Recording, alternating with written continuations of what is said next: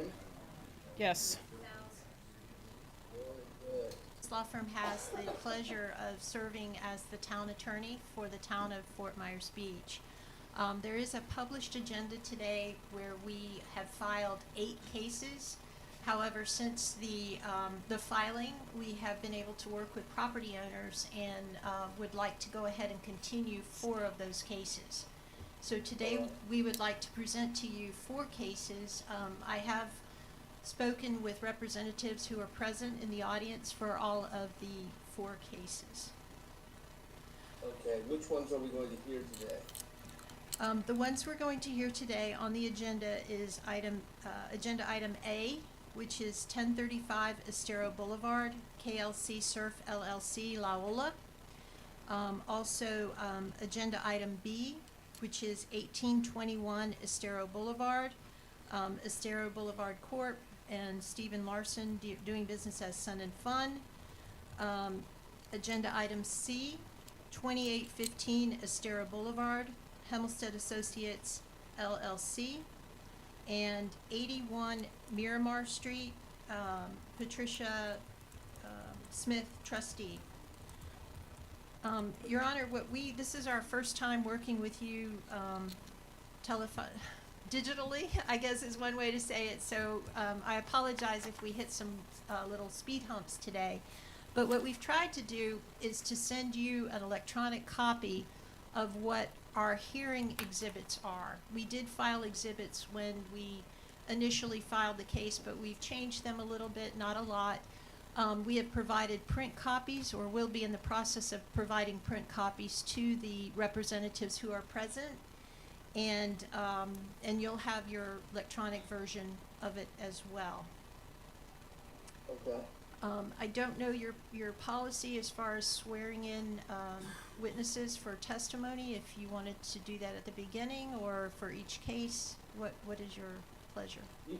Usually I'll swear everyone in at once. Do we have everyone, are all the parties that are going to participate, reductions here? Not everyone, perhaps knows who I am. My name is John Van Lanningham. I'm going to be serving as the town's code compliance special magistrate in these hearings. I'm located in Tallahassee, and so we're conducting the hearings by this video set up through Zoom.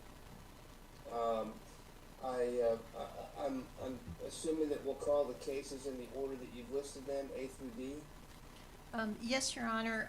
Also, the cases that we're continuing, for the record, if we can identify those for you. Sure.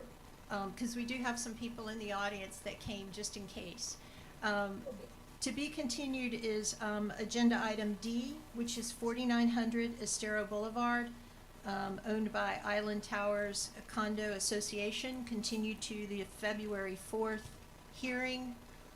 Again, we are hoping that we can come to compliance and be able to advise you of that at that hearing. Agenda item E, which is 1249 Estero Boulevard, owned by 1249 Estero Adventures LLC, continued to February the 4th. Agenda item F, 2450 Estero Boulevard, owned by 2450 Estero Boulevard LLC, continued to February the 4th. And 406 Estero Boulevard, owned by Windward Passage Resort Condo, continued to February the 4th.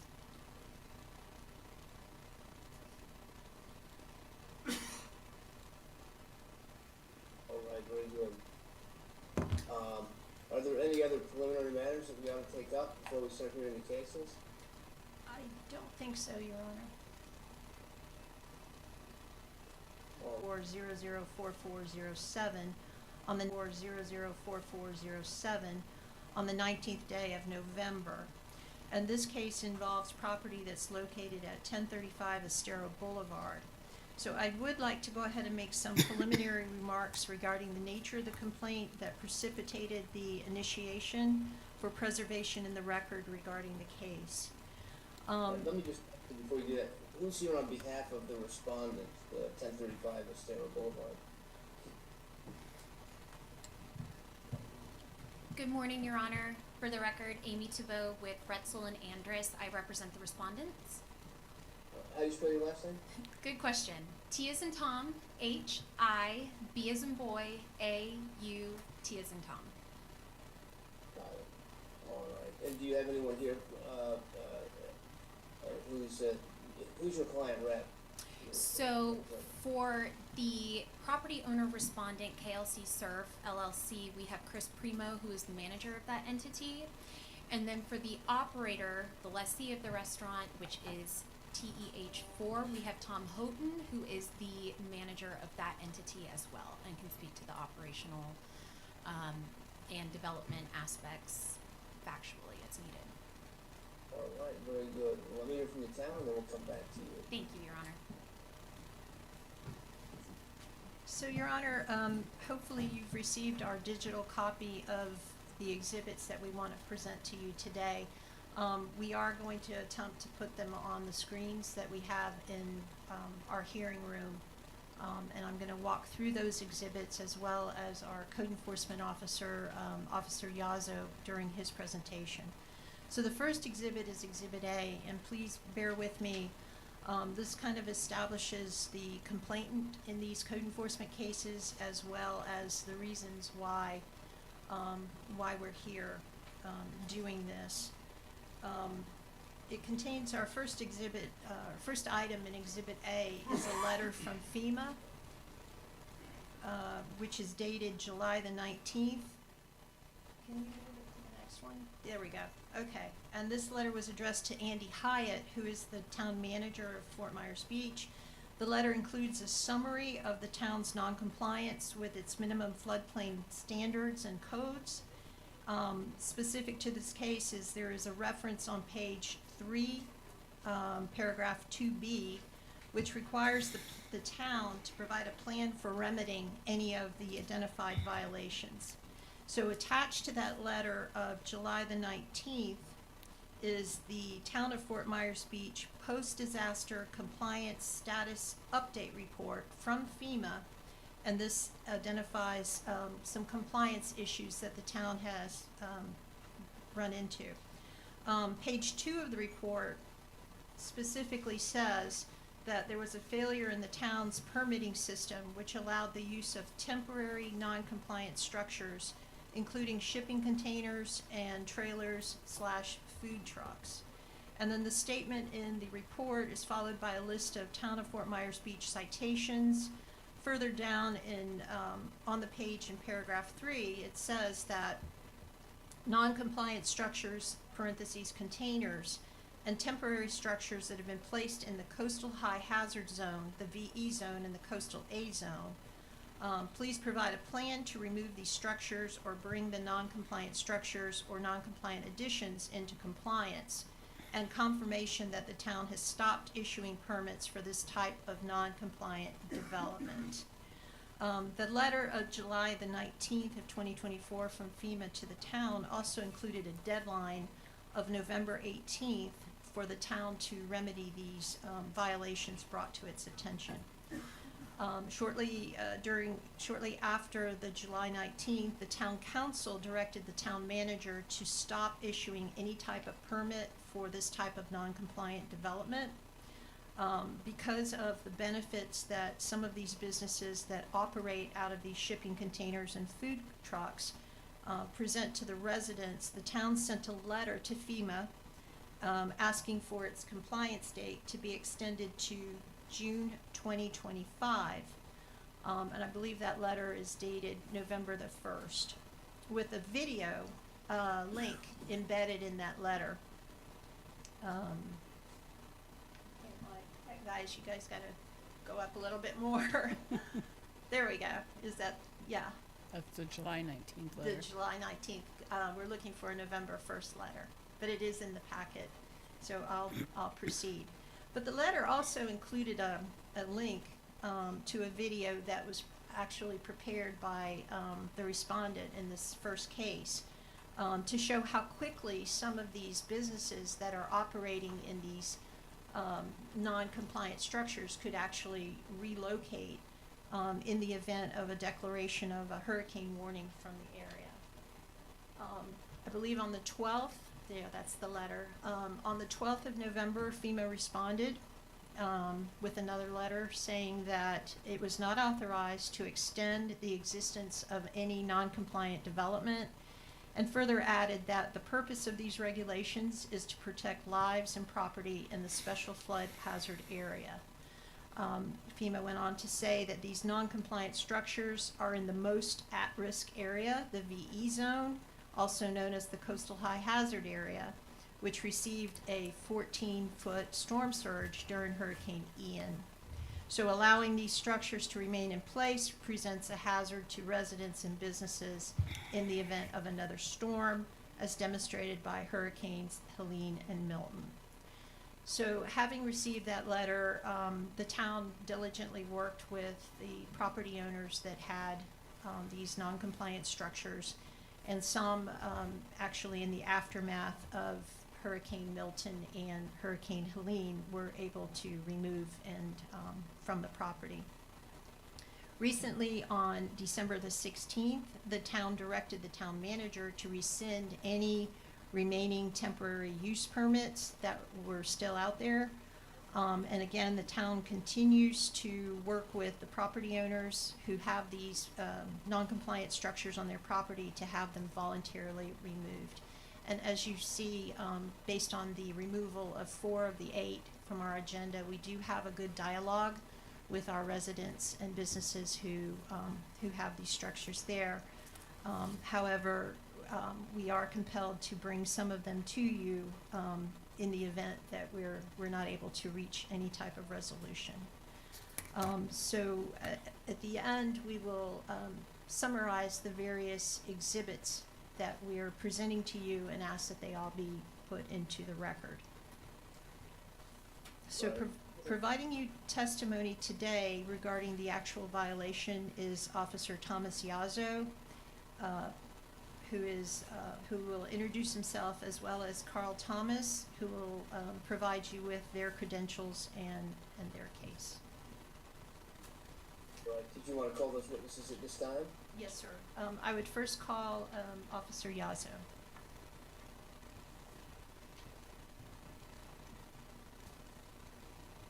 Good morning.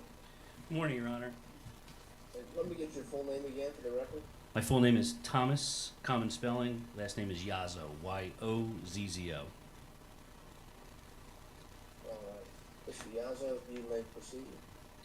Good morning, Your Honor. My name is Officer Thomas Yazzo. I'm a Code Compliance Officer and a Compliance and Security Manager with the Town of Fort Myers Beach. As a manager for the Compliance Security Department, I am responsible for day-to-day operation, the Town of Fort Myers Beach Code Enforcement Department, and I supervise 4 code compliance officers. I review all code enforcement cases with them and have access to all available code enforcement files. In addition to this, since July of 2024, I have been personally involved with the town's efforts to come into compliance with the floodplain regulations identified by FEMA, which are incorporated into the town code of ordinances. I've been sworn in and will provide testimony and documentation regarding the violation in this case. During my testimony, I will periodically refer to exhibits in the agenda materials and request that these materials be admitted into evidence and included as part of our record for this case.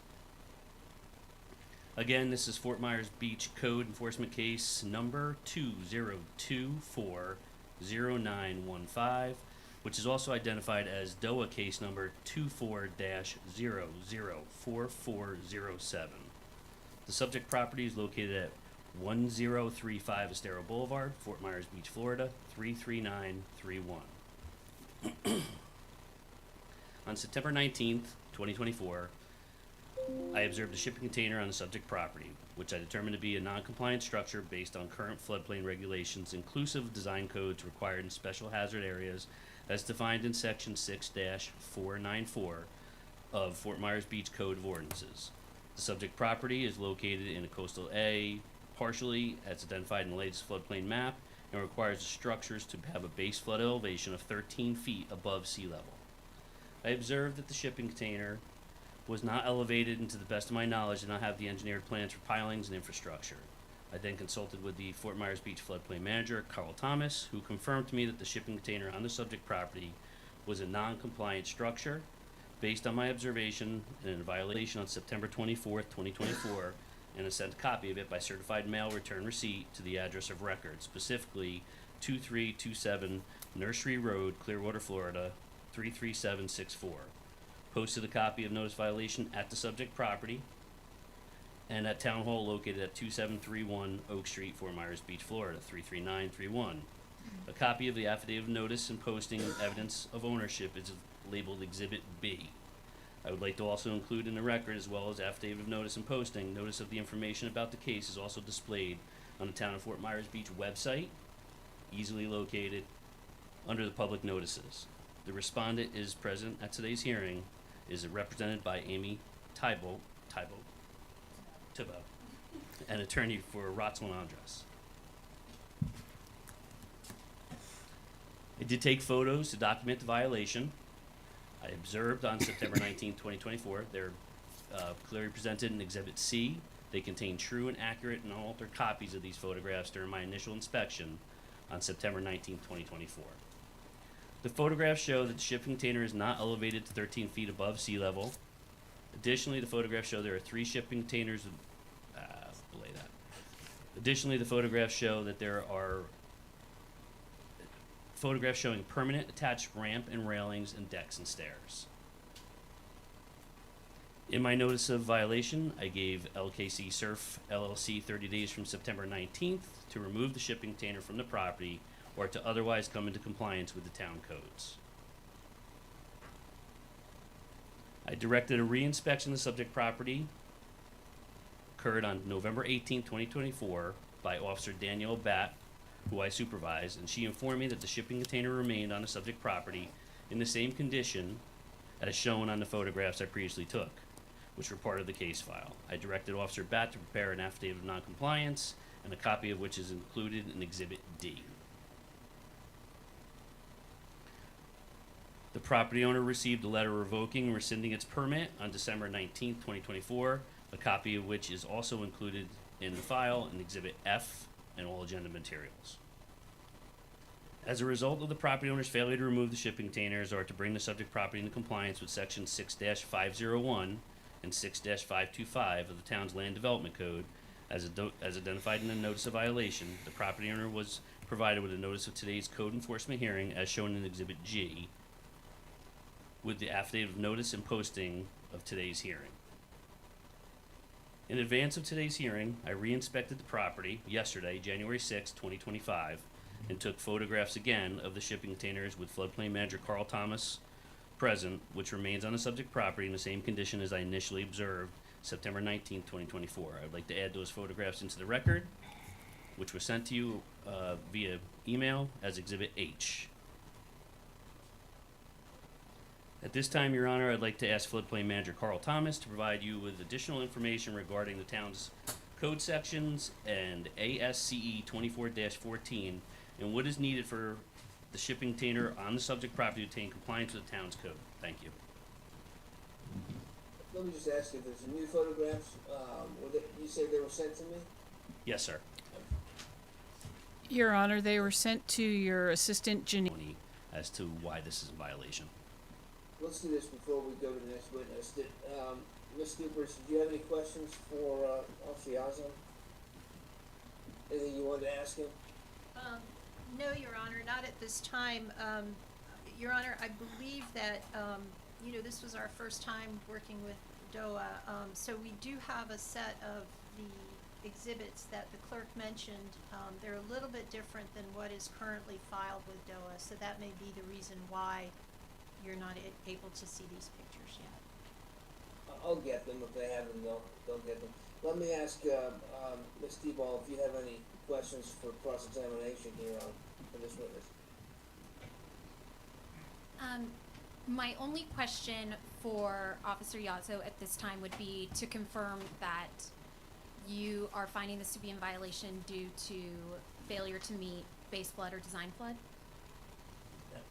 That's correct. No further questions, thank you. Let me just ask you while you're standing up there, Ms. Thibault, before we hear from the next witness, oftentimes in these code cases, I do it for a lot of jurisdictions. First time I've done it for the town here. But just so I get a sense of what the disputes are, Are you all disputing the alleged violations, or do you have other issues to raise, like length of time for compliance and that sort of thing? Your Honor, both would be present in this case. I have a presentation that I will go through after the town completes its presentation. We're all set forth our argument as to why this is not a violation of the town code. But, you know, alternatively, and in the interest of working with the town, we do have a couple of alternate requests that we will propose at that time. Time to, you know, should you find that this is a violation, you know, we would ask for extended time to abate and, you know, consideration of a couple of other issues at that point as well, a couple of affirmative defenses. All right, we'll hear those arguments, and let's go ahead and finish up the town's case. We'll come back to that. Thank you, Your Honor.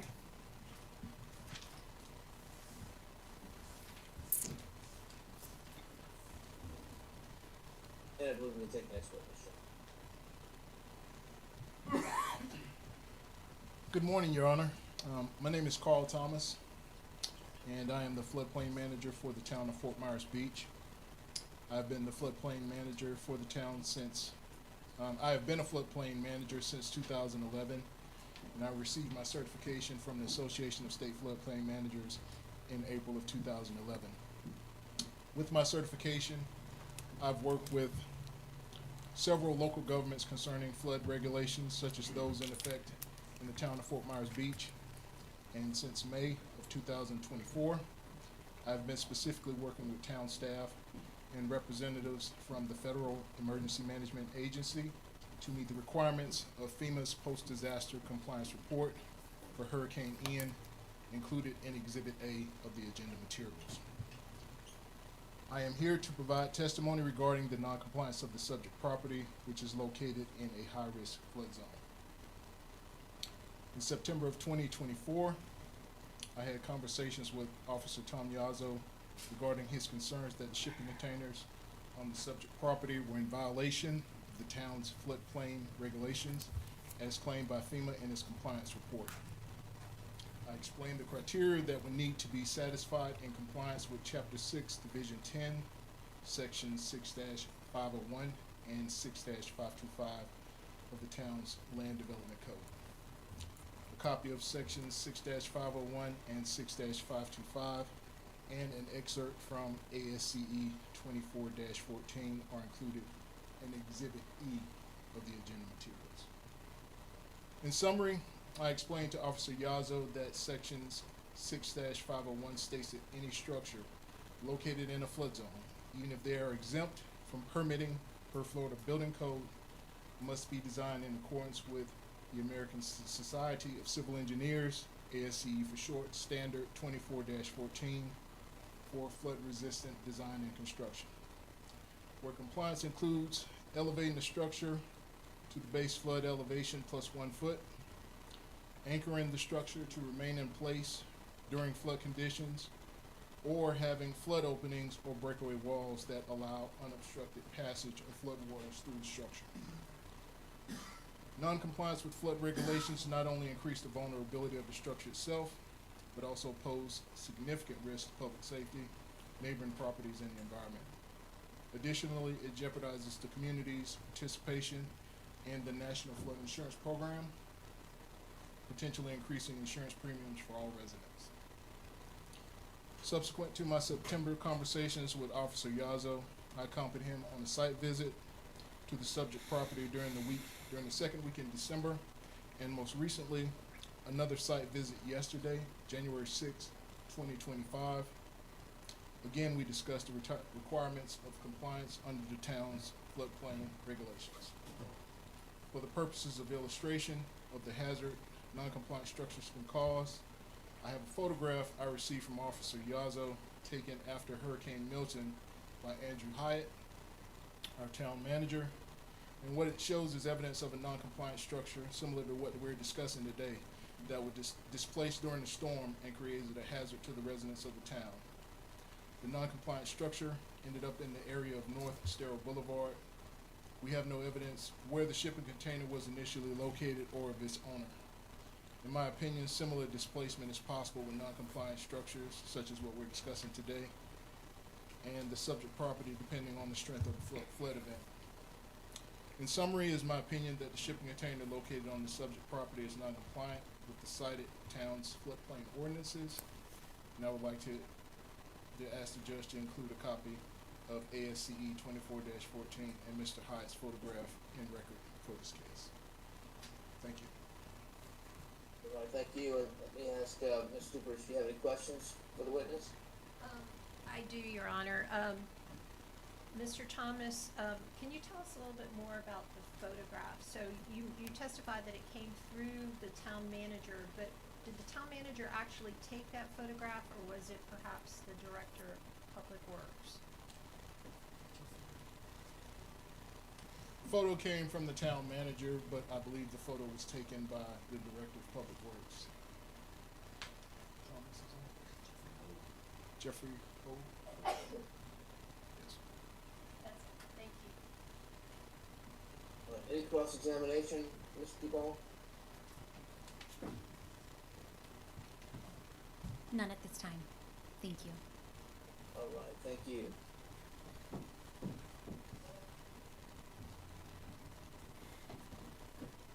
So, Your Honor, based on the sworn testimony and the evidence that the town has presented to you, including the exhibits that are attached to the hearing exhibit package, that should have been transmitted to you today, the town is going to be asking for a finding of a violation of section 6-501, 6-525 of the Land Development Code, and ASCE 24-14 as of January the 6th, which is based on the most recent photographs that are in your agenda packet, requiring that the property owner come into compliance with the town code or removal of the shipping container within a reasonable period of time that we would look to your guidance to establish as the compliance date.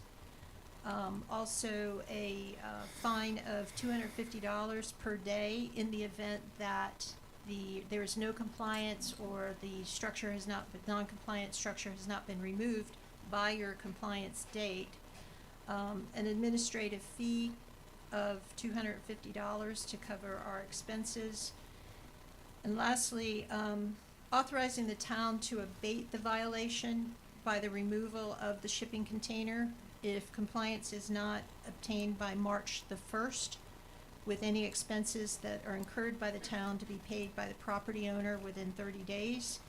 And if the town's expenses remain unpaid beyond the 30 days, the town would request certification of the amount owed to be imposed as a lien on the property. In your packet that was presented to you today, Your Honor, we have a proposed order.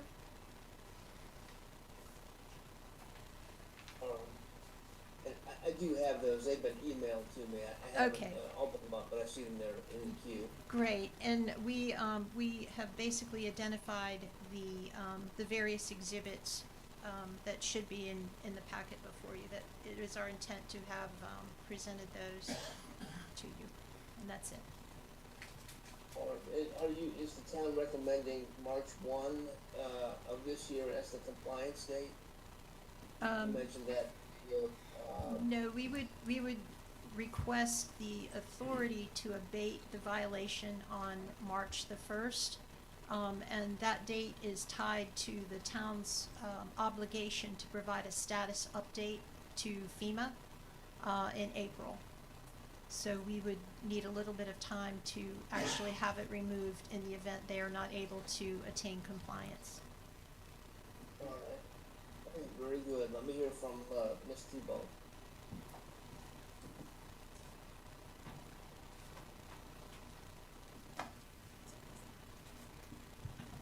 Good morning, Your Honor. Again, for the record, Amy Tebow, Retzel and Andrus. I represent the respondents, and I have a quick presentation that I have prepared today to discuss this case. All right, very good.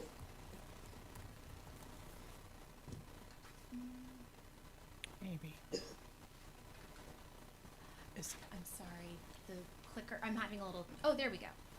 So as discussed already by Mr. Yazzo and Mr. Thomas and Ms. Stuparich, the property subject to the code case today is located at 1035 Estero Boulevard, and it contains approximately 0.17 acres.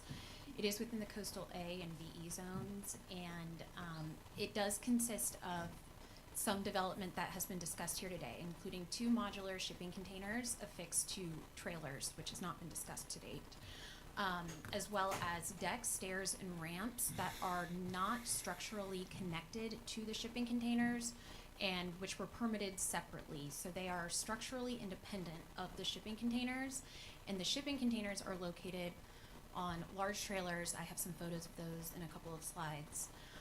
That are easily removed from the property in the event of a storm. And quite frankly, that have been removed from the property ahead of Hurricane Milton, which again, we will discuss shortly.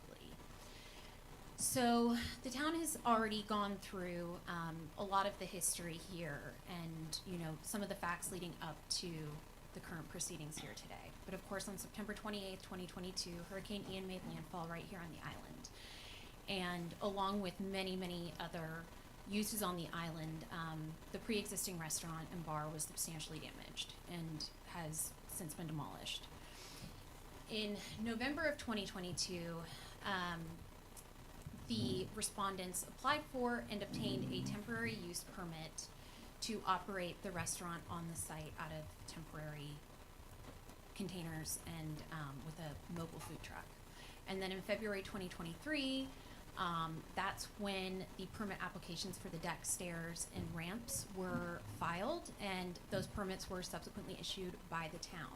It's pertinent to note that the development that is on the site has been approved not only by the town through various permits, it's also been approved by DBPR in conjunction with the mobile food vending license that is held by the lessee and operator of the site, as well as the COP, consumptive, not consumptive use permit, but the liquor license that is held by the operator for that site.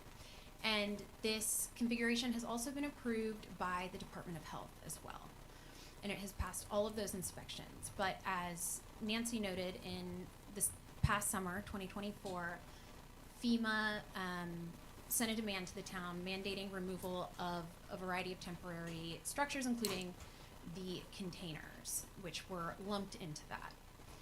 In October of 2024, the respondents appealed to town council, and town council voted to send a letter to FEMA requesting permission to allow the containers on this property specifically to remain as they are. And as Ms. Stuparich mentioned, that letter does contain a hyperlink to a video that shows the evacuation operations for these containers, because again, they are on trailers, so they are simply removed ahead of a storm event. But in November of 2024, FEMA denied this request, and subsequently the town has been put into a probationary period for the NFIP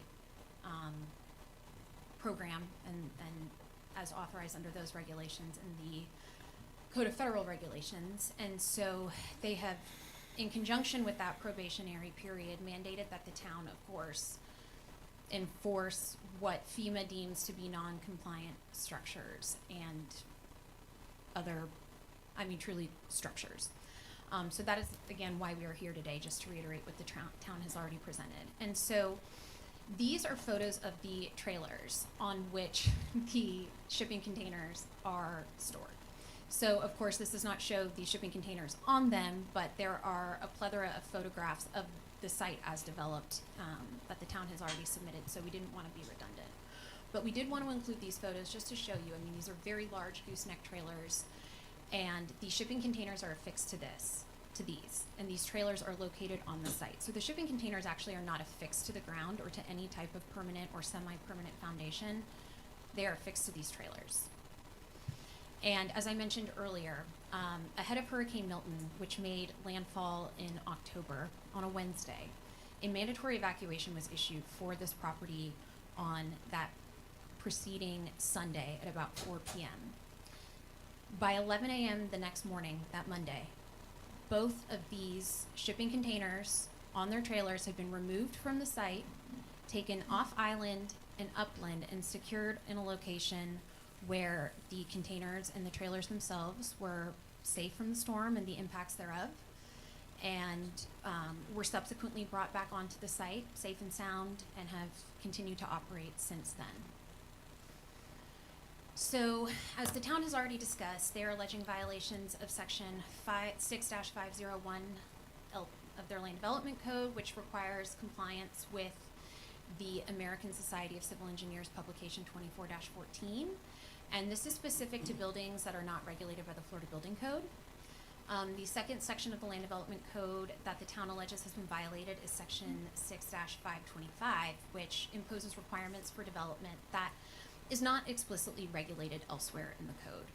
And then, of course, Mr. Thomas has already discussed ASCE 24-14 and has requested that that publication is entered into the record. But that is a publication, again, from the American Society of Civil Engineers, and it pertains to structures. And the reason that I keep bringing up structures is because, as we will get into a bit more in here, this configuration with these shipping containers on the trailers, they're not structures within the meaning of FEMA's regulations. And therefore, well, I'll get into that in just a moment. But again, the summary of the argument is that the containers do not violate the regulations adopted for the National Floodplain Insurance Program in 44 CFR sections 59 et sec.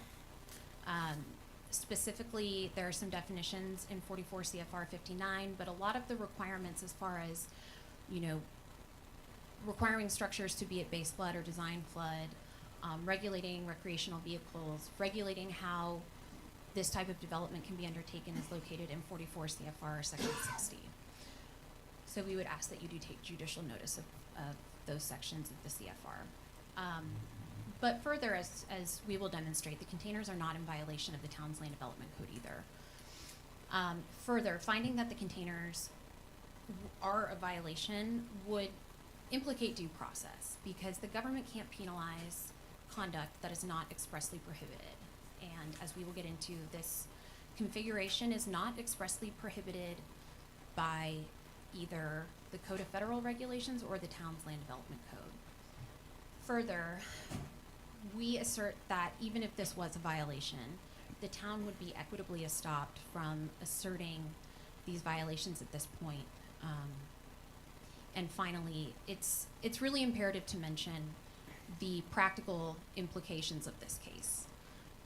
The Loyola Surfside Restaurant and Bar is a mainstay on the island, and not only would there be hardship on the property owner and the lessee, who have relied in good faith that the approvals they have received, not just from the town but also from the state on multiple levels, demonstrated that this configuration is appropriate, acceptable, and within the confines of the law.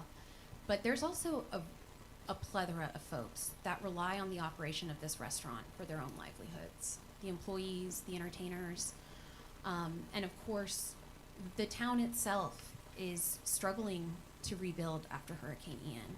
It has been, quite frankly, a brutal process for everybody involved, and it's not for lack of the town's good faith efforts, but by eliminating some of the few uses, commercial uses, and specifically restaurants that are back up and running on the island in the aftermath of Hurricane Ian, which made landfall almost 2.5 years ago, it just further puts the town a step backward. So with that, I will get into the Code of Federal Regulations. So specifically, the Code of Federal Regulations defines structures as a building that is affixed to a permanent site, or a manufactured home that is affixed to a permanent foundation, or a travel trailer that is affixed to a permanent foundation. So the shipping containers on the trailers, as they are configured now on the site, don't actually meet any of the 3 different definitions of a structure set forth in the Code of Federal Regulations. And the definition, at the very end of the definition, it states, for the latter purpose, structure does not mean a recreational vehicle or a park trailer or other similar vehicle except as described in paragraph 3 of this definition, which essentially is a travel trailer that has been affixed to a permanent foundation. That type of vehicle must meet base flood and design flood. Well, base flood, because it's residential. But this configuration also does not exactly fit into the definition of a recreational vehicle either. These trailers, as you can tell, are very heavy-duty trailers, so they are not towable by a light-duty pickup truck, but they are towable by a heavy-duty pickup truck, which is something that the respondents possess and have demonstrated that they are able to utilize to remove these containers and the trailers from the site quickly and efficiently ahead of a storm. Further, these are also not recreational vehicles because they're not temporary living quarters for recreational camping, travel, or seasonal use. These are truly, this configuration is an innovative configuration, and it's not one that the Code of Federal Regulations expressly contemplates. And the reason that I bring this up is because, for example, a recreational vehicle can meet FEMA floodplain requirements one of 3 ways. The first is that it can be affixed to a permanent foundation, as we've already discussed. And if it is, and it meets those permanent foundation requirements that are set forth in the Code of Federal Regulations and ASCE 24-14 and all other requirements, then that is acceptable. But that's not the only way that a recreational vehicle is acceptable. A recreational vehicle that's on site for less than 180 days is also acceptable. It need not be at base flood elevation. Similarly, a recreational vehicle that is highway ready, that is hooked up to quick disconnect utilities, and that is licensed for highway use is also acceptable under the FEMA regulations. And the reason that I bring this up is because, again, these containers on the trailers don't fit neatly into the definition of a structure, and they're not recreational vehicles either. But as you will see, it meets the spirit and intent of the FEMA regulations, ASCE 24-14, and the Land Development Code.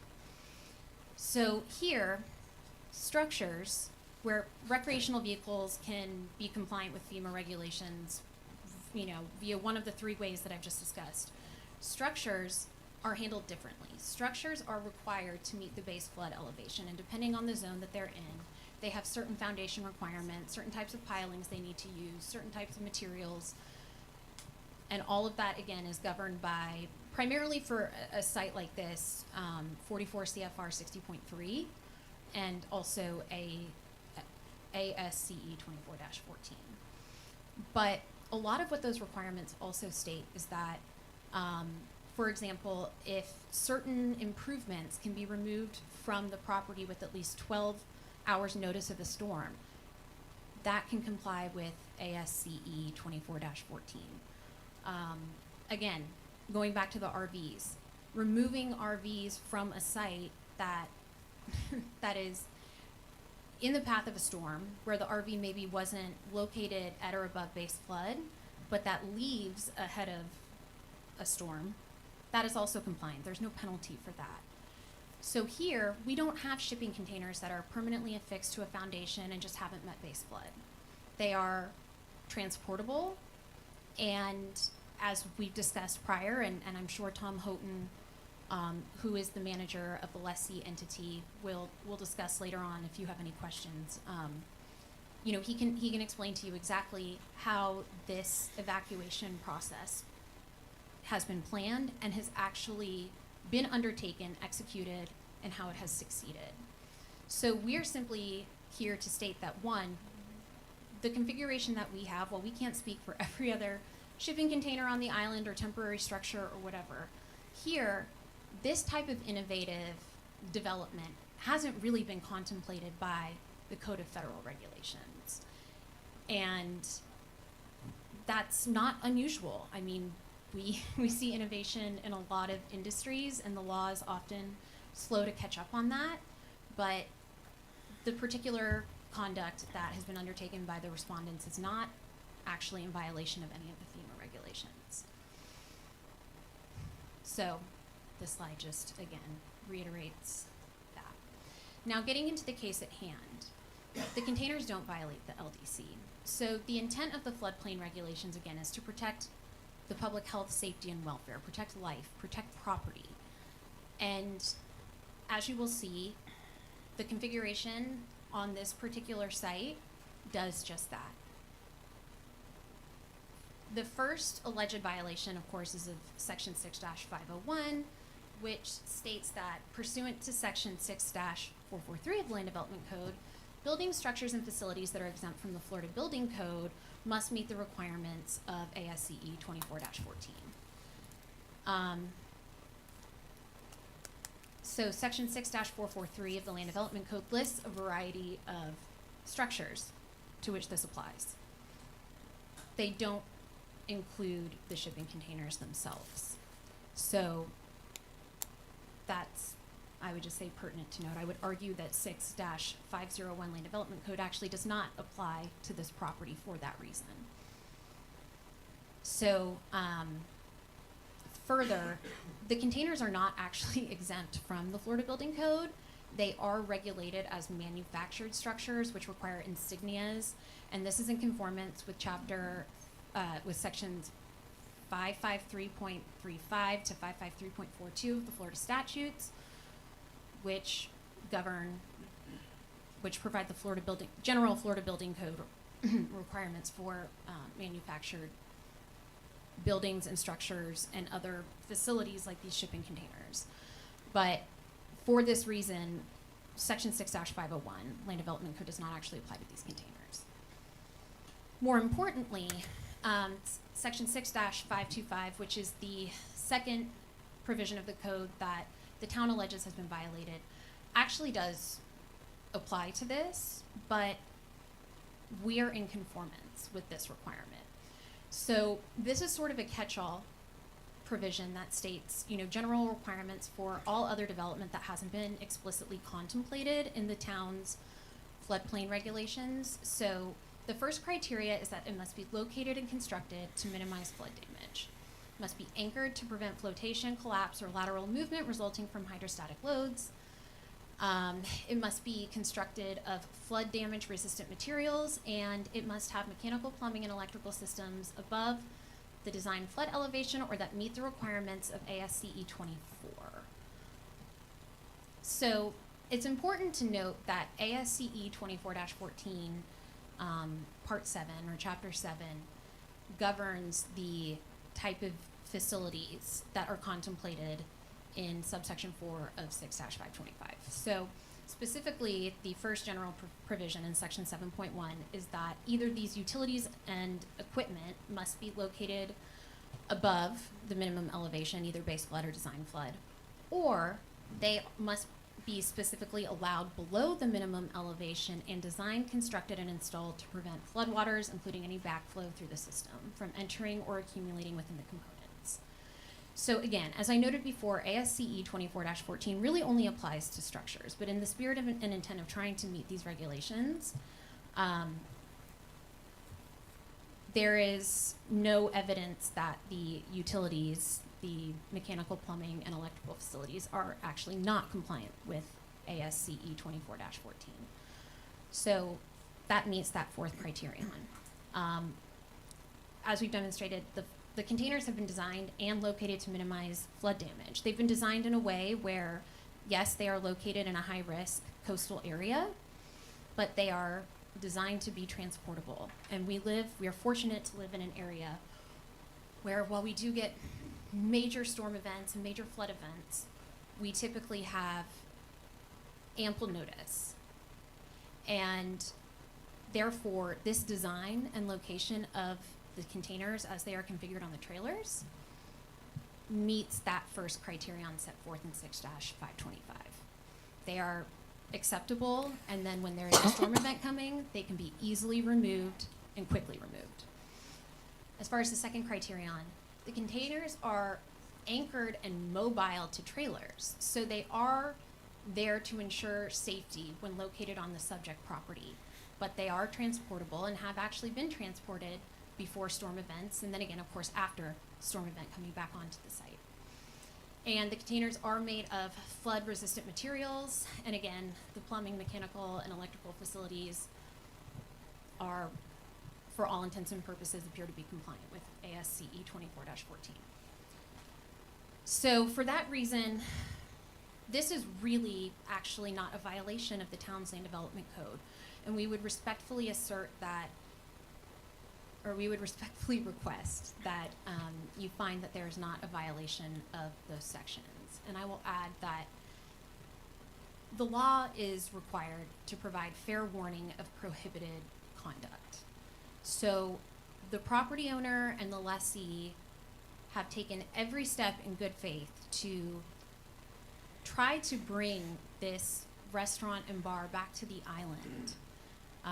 They've done it in a way where they have worked with a variety of professionals and consultants. They've applied for all of the requisite permits. They obtained those permits. They brought the trailers to the site. They brought the shipping containers to the site. They built the accessory decking and stairs and ramps, all under valid permits. And there was no issue with this for close to 2 years until FEMA came into the picture and argued that these are structures, but they're not. And now we're in a position where we are arguing nuanced, nuanced technical requirements here, but the reality is that multiple agencies have found that this configuration complies with all applicable rules. It was just this past summer, and I don't even want to say that FEMA necessarily was targeting this particular site, but I think that there are a lot of temporary structures on the island that potentially do create issues that harm the public health, safety, and welfare. These don't. And to penalize them when they are not expressly prohibited would be violative of due process. So again, going back to what we've already discussed, the Code of Federal Regulations explicitly exempts RVs and similar conveyances from the definition of the structure. And those are not required to meet base flood or design flood. And the containers do comply with 6-525 and therefore are permitted. So to penalize a property owner and operator for conduct that is not expressly prohibited, again, it violates due process. Further, there is the issue with equitable estoppel. So a property owner and lessee have relied in good faith upon the acts of the town, who has issued several permits for this site in the aftermath of Hurricane Ian that have all led to the existing development of the site that is now being alleged to be in violation. And they made substantial changes in their position. They bought these trailers and these containers. They've gone through the cost and time and effort of permitting them, and the cost and the time of effort of permitting other accessory structures that are structurally independent to try to meet, all requirements that have been adopted by both the town and the federal government and the state for that matter. And they incurred really extensive obligations and expenses at this point that it would be highly inequitable and unjust to destroy that right by simply mandating that these shipping containers that have there's very, very little risk associated with the configuration of the site as it stands currently. And to revoke that right would be highly, highly unjust. And again, as I discussed earlier, we can't talk about this case without talking about the implications and the substantial hardship that would result from requiring the removal of the shipping containers. That would be requiring the removal of an entire restaurant operation.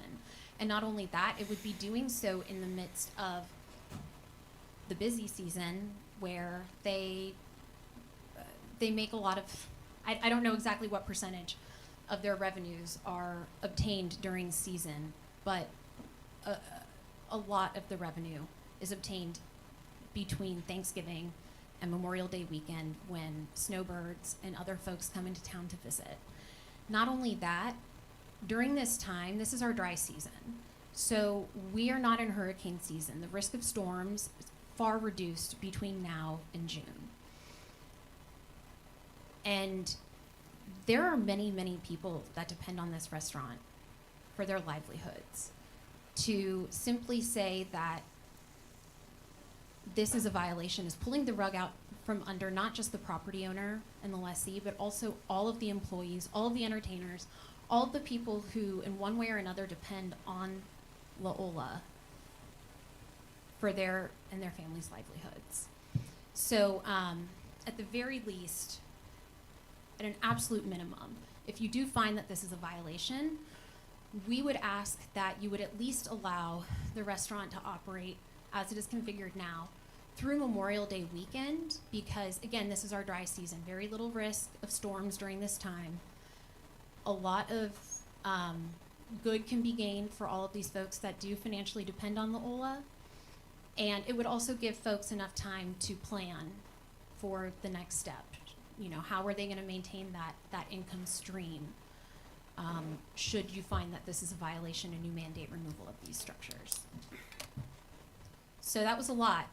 And with that, please let me know if you have any questions. Let me ask you a question or two, and then you have a couple of witnesses, correct? Yes, I have Tom Houghton here with me, as well as Chris Primo, who is the manager of the landlord entity, KLC Surf, LLC. In terms of the argument you're making, that this configuration of shipping container and trailer essentially doesn't meet certain definitions. It's not a structure, you argue, and it's also not, I guess, at least not strictly speaking, an RV, right? Right. I mean, it's neither of those, as you argue, according to your argument. Can you tell me what affirmatively it is? If it's not an RV and it's not a structure, what is this configuration? What would you, does it have a label, or what would you call it affirmatively? That's a really good question. I'm not exactly sure that I would have a name for it. Quite frankly, this is the first time I've worked on a project that has this type of configuration, so this is fairly new to me. And to my knowledge, I don't really know of any other sites that have this type of configuration. So that it plays into why I mentioned earlier that this is an innovative concept. It is structurally sound in its configuration on the property as it is, on the trailers, but it's also very easily transportable. I don't know exactly what I would call it. I would call it maybe like a mobile bar and restaurant. Not to say that they're trying to just pick this up and take it to food truck parks, but it's truly a kind of a semi-permanent mobile configuration that allows for them to operate before, you know, permitting a full true structure that has a permanent foundation, all of the, you know, pilings that are required in a coastal A zone. Is the key distinction here, and it's been a point of emphasis in your argument, the trailers? I guess these is your description of these trailers at issue in this case are that they're sitting of these containers. They're sitting on these great big trailers. The trailers have wheels, and apparently you can hook up to a truck and move them off site relatively quickly. And so I take it that as they sit there today, they're sitting on these trailers. Is that right? That's correct. If the trailers weren't there and the containers were sitting on the ground without the trailers, would you concede that it would be a structure then? I assume it wouldn't be an RV. Absolutely, yeah, because for the structures to be located on the site without the trailers, they would have to be affixed then to the site via some type of permanent foundation, tie downs. I'm not a contractor, so I'm not an expert, but yes, typically shipping containers are affixed to the site via some type of foundation. And other than the trailer aspect, which I think you noted at the outset was something that hadn't been emphasized in the town's presentation, it doesn't seem to me like there's any real dispute about the facts, and the trailer might not be disputed either. The town just hasn't focused on it yet. Maybe they will in response to your argument. But other than the issue of the trailer, and you don't seem to be disputing any of the facts. Your argument is really more of a legal argument in terms of, well, if we look at this situation, does it meet the definition of structure here? Does it meet the definition of the RV there? It's a legal argument more than a factual one. Would that be fair to say? That is correct, Your Honor. All right. Let me call you a witness. I'm just going to ask a very quick question to the town. Let me address Ms. Stupert very quickly. Does the town dispute the factual existence of the trailer? I don't know if that's a fact dispute or not. It seems to be, or not seems to be, is obviously important to the respondent's argument. Is there a disputed fact about whether these containers are sitting on a trailer? I'm not asking you at the moment whether that's legally relevant. Obviously, you'll have an argument on that, but is that in dispute or not? Yes, I believe it is, Your Honor, and the basis for that is the trailers that these structures, non-compliant structures, allegedly sit on are not visible. And the property owner, if in fact the non-compliant structure has been sitting on these trailers, they knew back in July for certainty that that could have been disclosed to the town, and it never was. So we do object to the inclusion of the photograph. The photograph itself has not really been authenticated. It's part of argument, and the property owner's attorney, she makes very good arguments, but that is argument and not competent substantial evidence. As far as the legal question concerning the interpretation of structure and RV, again, Ms. Toubeau, she recognized that she's really not an expert. However, you do have evidence before you, expert testimony from Carl Thomas, who is the town's floodplain manager, as well as documented evidence from FEMA that these are violations. And Mr. Thomas, as well as FEMA, they deal with floodplain regulations on a day-to-day basis, not in an isolated incident in a code enforcement case. As far as equitable estoppel, I don't think that issue is really before you. The permit that was issued to them that they're referring to was issued right after, as the town was trying to come back after Hurricane Ian. And there were a number of those permits that were issued in error, which FEMA brought to our attention. And we have since ceased issuing those permits. We did not issue any for Milton or for Hurricane Helene. And we have also now affirmatively revoked those permits. I would, if I may, I would like to defer to Mr. Thomas as well, if he wanted to address some of the interpretation questions or issues that Ms. Toubeau argued into the record. Let's do this way, because I think Ms. Toubeau has some additional witnesses to present in respondent's case. Then we can come back to the town for a rebuttal presentation if you wanted to put that evidence on. I just wanted to get a clarification on the trailer issue. And if I understand you correctly, Ms. Stupert, you're telling me that the town disputes the existence of the trailers because you haven't seen them. Would that be fair to say? You haven't seen them, or the inspectors or officers haven't I would need to, told of their existence? Your Honor, I would need to ask Mr. Yazzo to make, I personally did not go out and visit them, but the photographs that we did put into evidence, I don't think that they're visible. May I defer to Officer Yazzo? Your Honor, with the visibility that we have, Look. with the skirting, the decking and stuff, the other accessory structures are built around it. You can't tell the trailer's there. I had no idea the trailer was there. We'd probably be in a different situation dealing with this case if I had known they were there. But we can go forward with the respondent with that in mind as well. All right, we'll come back then to the town if you might want to present some additional evidence. Let me go ahead and let Ms.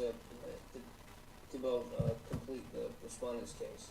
Yeah. That's the witnesses. Yeah, and I just quickly want to mention a couple of things. So the photos of the trailers that I pulled are actually from the permitting file for the initial temporary use permit that was obtained in November of 2022. So I can call Mr. Tom Houghton up here to discuss the authenticity of those photographs and the existence of the trailers and some of these other issues. So All right. Good morning, Your Honor. Good morning. You have your name, please? My name is Thomas Houghton, And how do you spell your last name? Houghton. All right, Mr. Houghton. Mr. DeBow, do you have questions for the witness? You want to just go ahead and examine him? yeah. Thanks, Mr. Houghton. So to confirm, the photographs of the trailers that were provided in my presentation, can you confirm where those photographs came from? Yes, the trailers actually originated, a friend of mine owns a trucking company, and so the pictures were taken there was still snow in the photographs.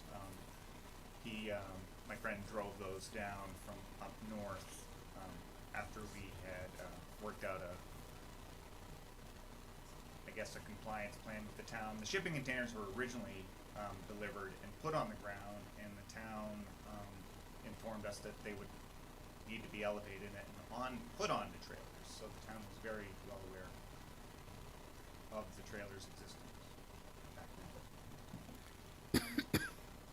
And Mr. Houghton, when you appeared at the town council meeting in October of 2024, to the best of your recollection, do you remember discussing the configuration of the shipping containers as being on the trailers versus affixed to the ground? Most definitely, they've always been on the trailers. In the evacuation video I did, we showed video footage of the trailers. Trailers are actually very visible from Estero Boulevard when you're coming over the bridge.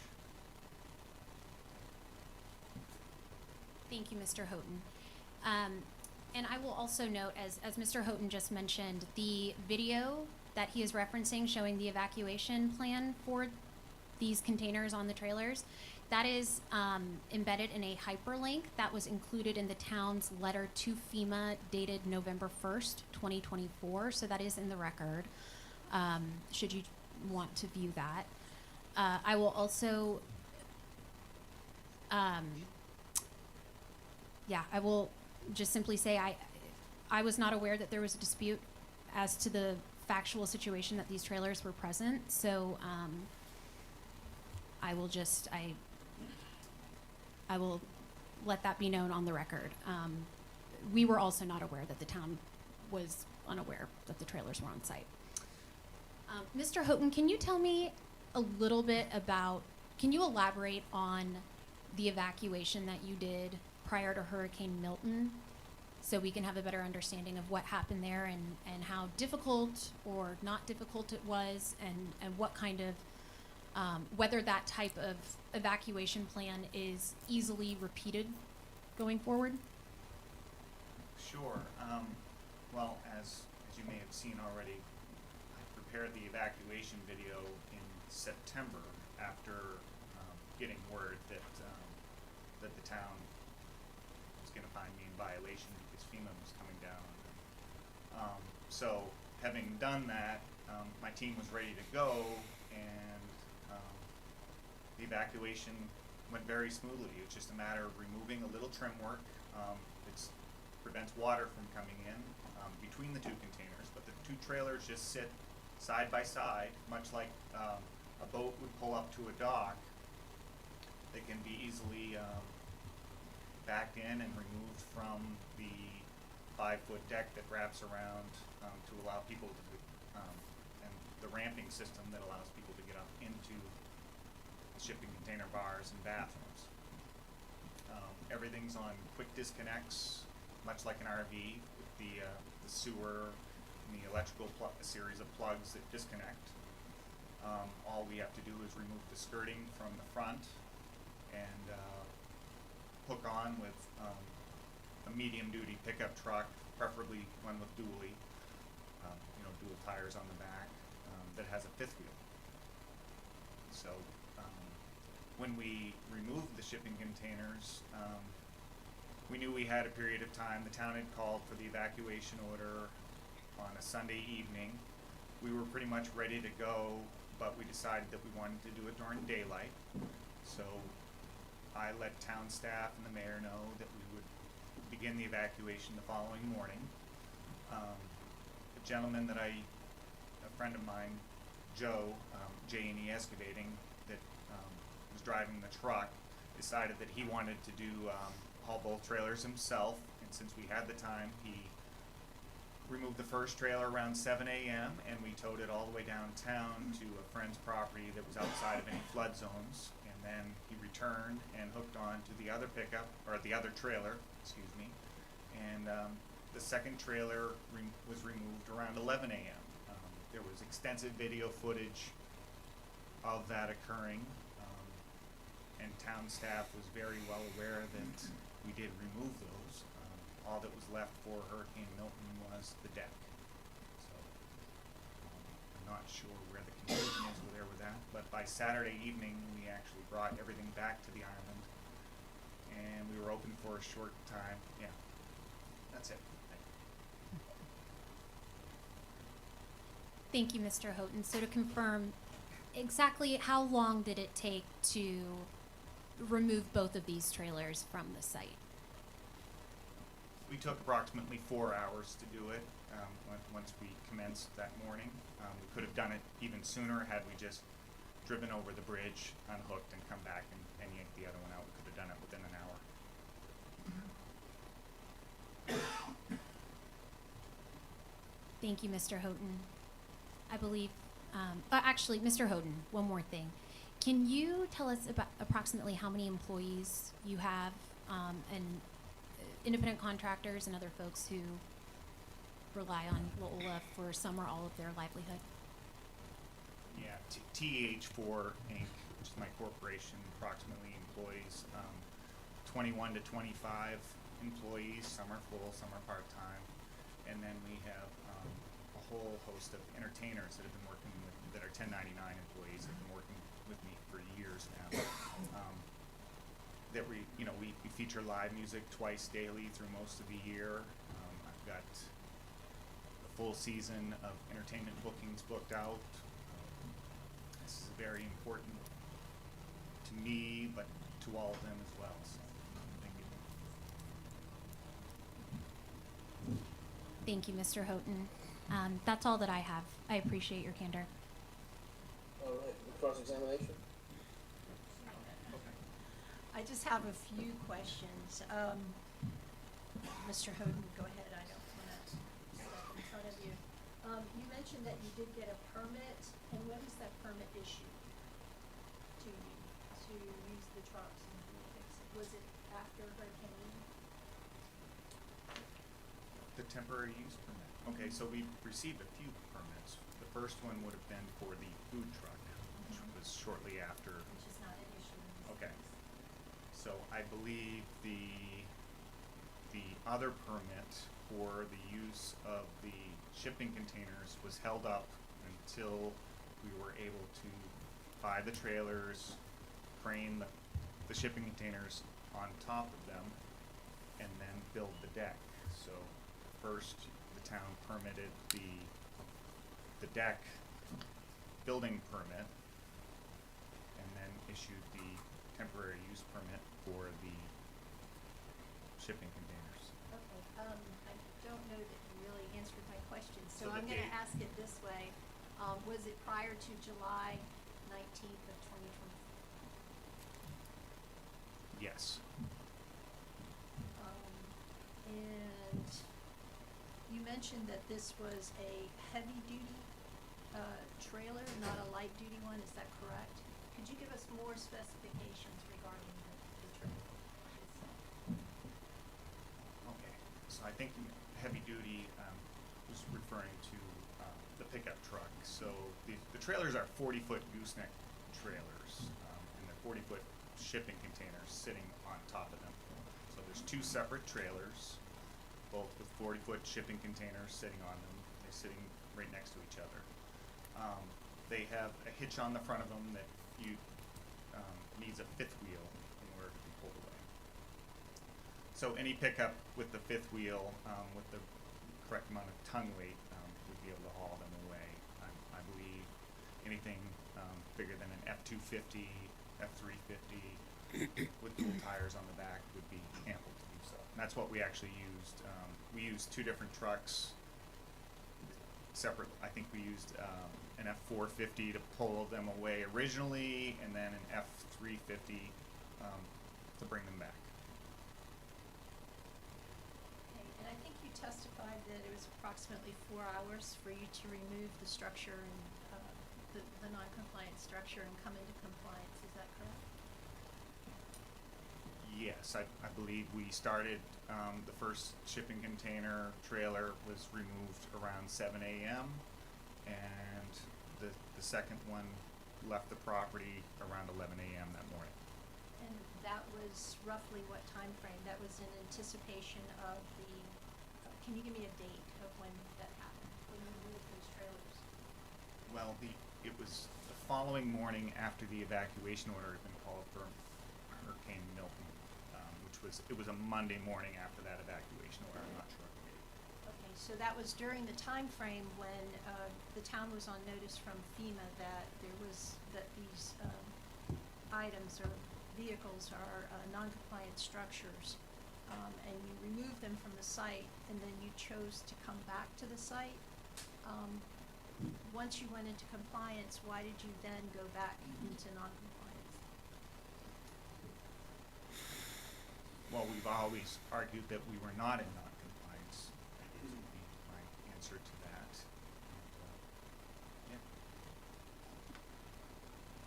I don't have any further questions. All right, any redirect?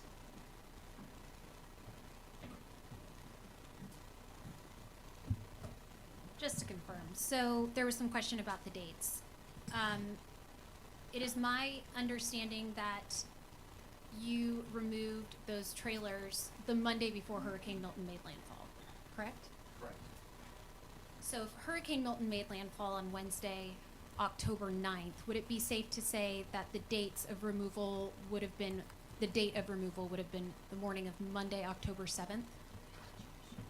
Yes, Monday, October 7th, 7 a.m. we commenced the evacuation and completed it by 11 a.m.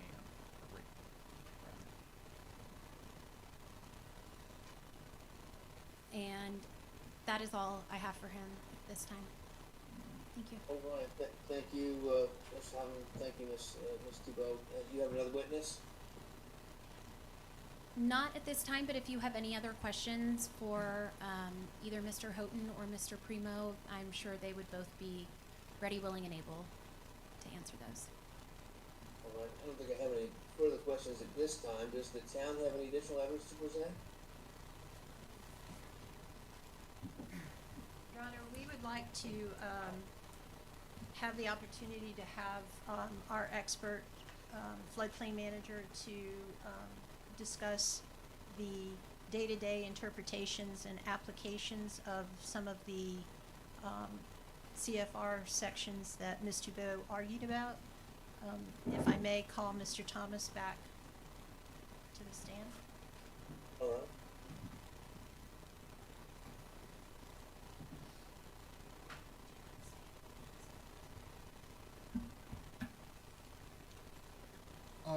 Thank you, Your Honor. I'll be brief.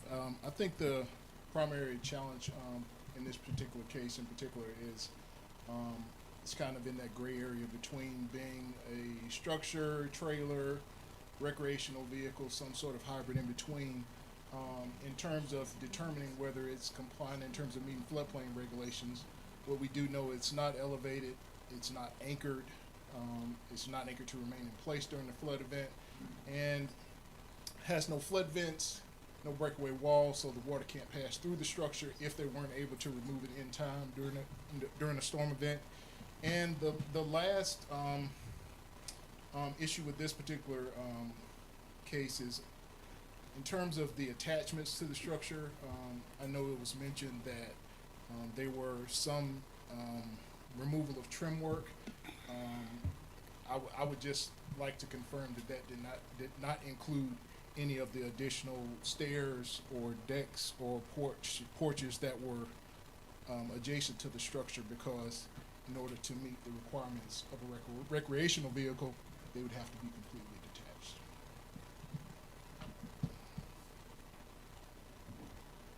Mr. Bruce, any other questions for Mr. Thomas?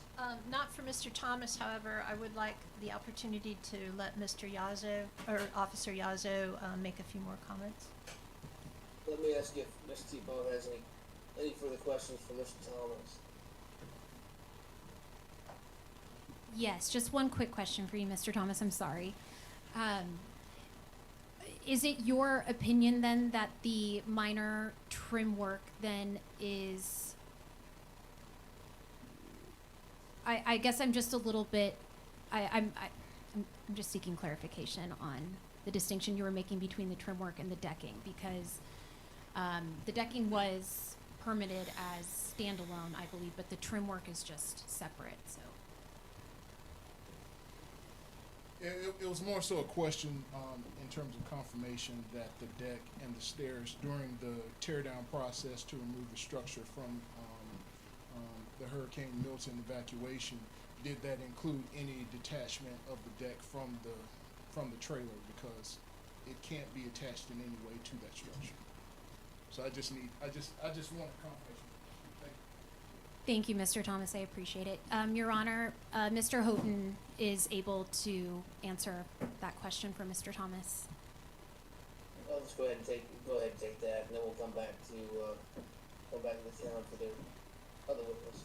Go ahead. Yes, and we've actually got some video footage of this, but the trailers are not attached to the deck in any way.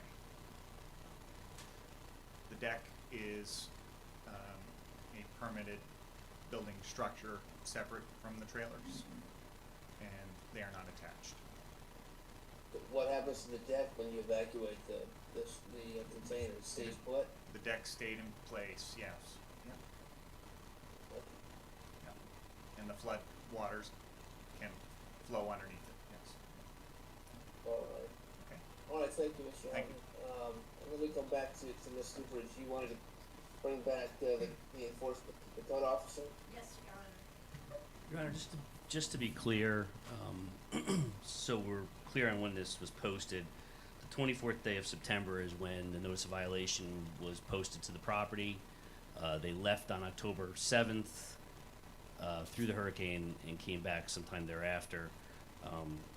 I do get that it was answered that they don't feel like the violation is appropriately put forward to them, but they did come back after they knew that they were already violated within the compliance.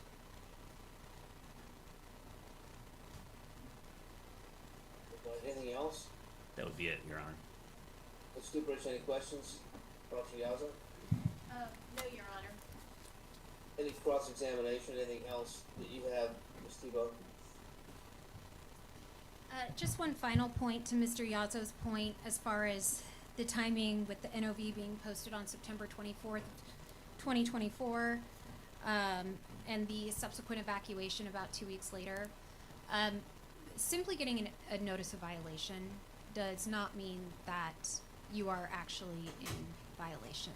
And as you've seen today, the property owner and the operator, the respondents jointly, are of the belief, as am I, that there is no violation here. So I would like the comment that, you know, it was removed and brought back when they knew it wasn't in compliance to be stricken from the record, because that's not the case. There's clearly a legal dispute here as to whether a violation does exist or not. Thank you, Your Honor. I won't strike it from the record, but I'll take your argument on the point and assess that testimony, you know, in light of all the evidence. In regard to the other evidence, does either side have anything else to present in terms of any witnesses that you want to call? I know we have some exhibits, but any other witnesses? No, Your Honor. Ms. Tebow, anything else? No, Your Honor, thank you. And I have the town's exhibit package, which I'll receive in evidence. Ms. Tebow, you referenced at least a photograph of the trailers. Was there anything else that the respondents wanted to offer? Everything that we would like to offer, aside from the presentation that we provided, including the photos of the trailer, have been submitted by the town already in the record, and we are, of course, very appreciative of the town for providing such detailed exhibits. All right, well, I'll go ahead then and receive those exhibits as well. I know there's some dispute potentially about the trailer. I've got some testimony about that, in addition to the photograph. Let me do this. Is there anything else that the parties, we've had some extensive argument, anything else the parties want to say by way of closing? Ms. Duperich, anything else you wanted to add? Not as far as argument, Your Honor. However, we did provide in the packet to you a draft order, which I've given a print copy to Ms. Thibault. The only addition we would add is what we're asking for is the fee of the administrative charge of $250. That would be to cover your cost of prosecution? Yes, sir.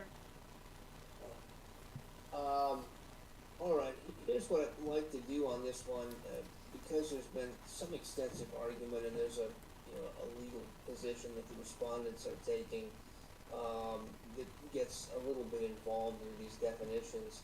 I'd like to give the parties an opportunity to submit their arguments in writing if they'd like to do that. Is that something that either or both parties would like to do? I'd give you like a week if you wanted to file a memorandum that I could look at as well. But it's up to you. I'm not going to require you to do it. If you do want to do it, I'll give you that opportunity. Your Honor, respondents would be open to that and would very much like to submit their arguments in writing as well. Thank you for the opportunity. Would the town like to do that? Yes, we'll be responding to them. If we could have perhaps a week after they submit, would that be okay? I don't know if their arguments are going to go beyond what was in their presentation. That's fine with me too. I obviously want to keep things moving, but Ms. Thibault, is a week enough time for you to get something in? Your Honor, I appreciate you asking. I would actually, I have a fairly busy hearing schedule between now and next Tuesday. If I was afforded 10 days, potentially to Friday the 17th, that would be much easier for me if that would work for you. But of course I will defer to you ultimately on whatever you decide, Your Honor. If you had until the 17th and the town had to the 24th, does the town have any objection to that? No, Your Honor. If you're also intending perhaps to continue this matter to the 4th, we could then address the arguments there. Well, I could do that as well. What I had really contemplated doing was just taking the memoranda, so I'd have those as well to look at. You'd have a chance to develop your arguments in writing. I'd go ahead and get the order issued, which I could probably do before the 4th. That would be fine. If you'd rather do it that way. I'm not sure I need to have you come back, although I can. I'm open to that as well. I think I'm going to be able to rule once I get the memos that, I've got the exhibits, I've heard the testimony. It's really not so much a fact dispute here as a legal one, which is why, the memos might be helpful. The memoranda would be fine. Yeah. Thank you, Your Honor. All right, so, respondent said you'll submit, you can file it with the Division of Administrative Hearings, your memorandum by the 17th of this month, and then the town will file a response by the 24th, and I'll wait to prepare the order and issue the order until after I've received both of those memoranda. I understand that the town has submitted a proposed order, and Ms. Thibault, if you want to submit a proposed order as well, you can do that with the memorandum. Again, it's up to you. But whatever you all submit, I'll review in connection or in conjunction with the exhibits and the testimony I've received, and I'll get your final order out probably before the 4th of next month. It shouldn't take too long to get the order out once I've got the memos, but I would like to take a look at those. Thank you, Your Honor. Thank you. All right, anything else on this case then? All right, so just to wrap up then, just to summarize, I'll take this matter under advisement pending receipt of the parties' respective memorandums of law. I have the exhibits that have been filed, obviously the testimony I've received today, and I will reserve ruling until I've gotten the memos. After that, I will put together the order and get that issued, hopefully before the end of the month, before our next hearing. All right. If there's nothing further on this case, we can move on to the next one. Thank you, Your Honor. The second case for your review today is regarding the violations of the town's floodplain codes, is Fort Myers Beach case number 2024-0914. This was filed as the DOAH case 24-004834. It was filed on December the 19th. This involves property at 1821 Estero Boulevard. As in the prior case, just to put into the record, I'd like to just make a few preliminary remarks regarding the nature of the complaint that precipitated. My comments are tied to the documents that are in Exhibit A. Having Exhibit A as part of the record, I'll try to summarize as quickly as possible. Exhibit A does contain a letter from FEMA dated July the 19th, addressed to Andy Hyatt as the town manager of the town of Fort Myers Beach. Attached to the letter is a summary regarding compliance with codes, specifically on page 3, paren 2B, requires the town to provide a plan for remedying any identified violations in that letter.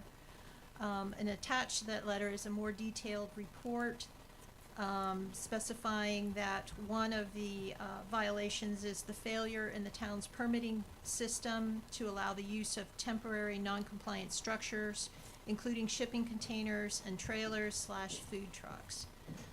The statement in FEMA's letter was followed by a list of citations of the Town of Fort Myers Beach Code of Ordinances, specifically also stating that non-compliant structures and temporary structures have been placed in the coastal high hazard area, the VE zone and coastal A zone, requesting that the town provide a plan to remove these or bring the non-compliant structures or non-compliant additions into compliance, and confirming that the town has stopped issuing permits for this type of development.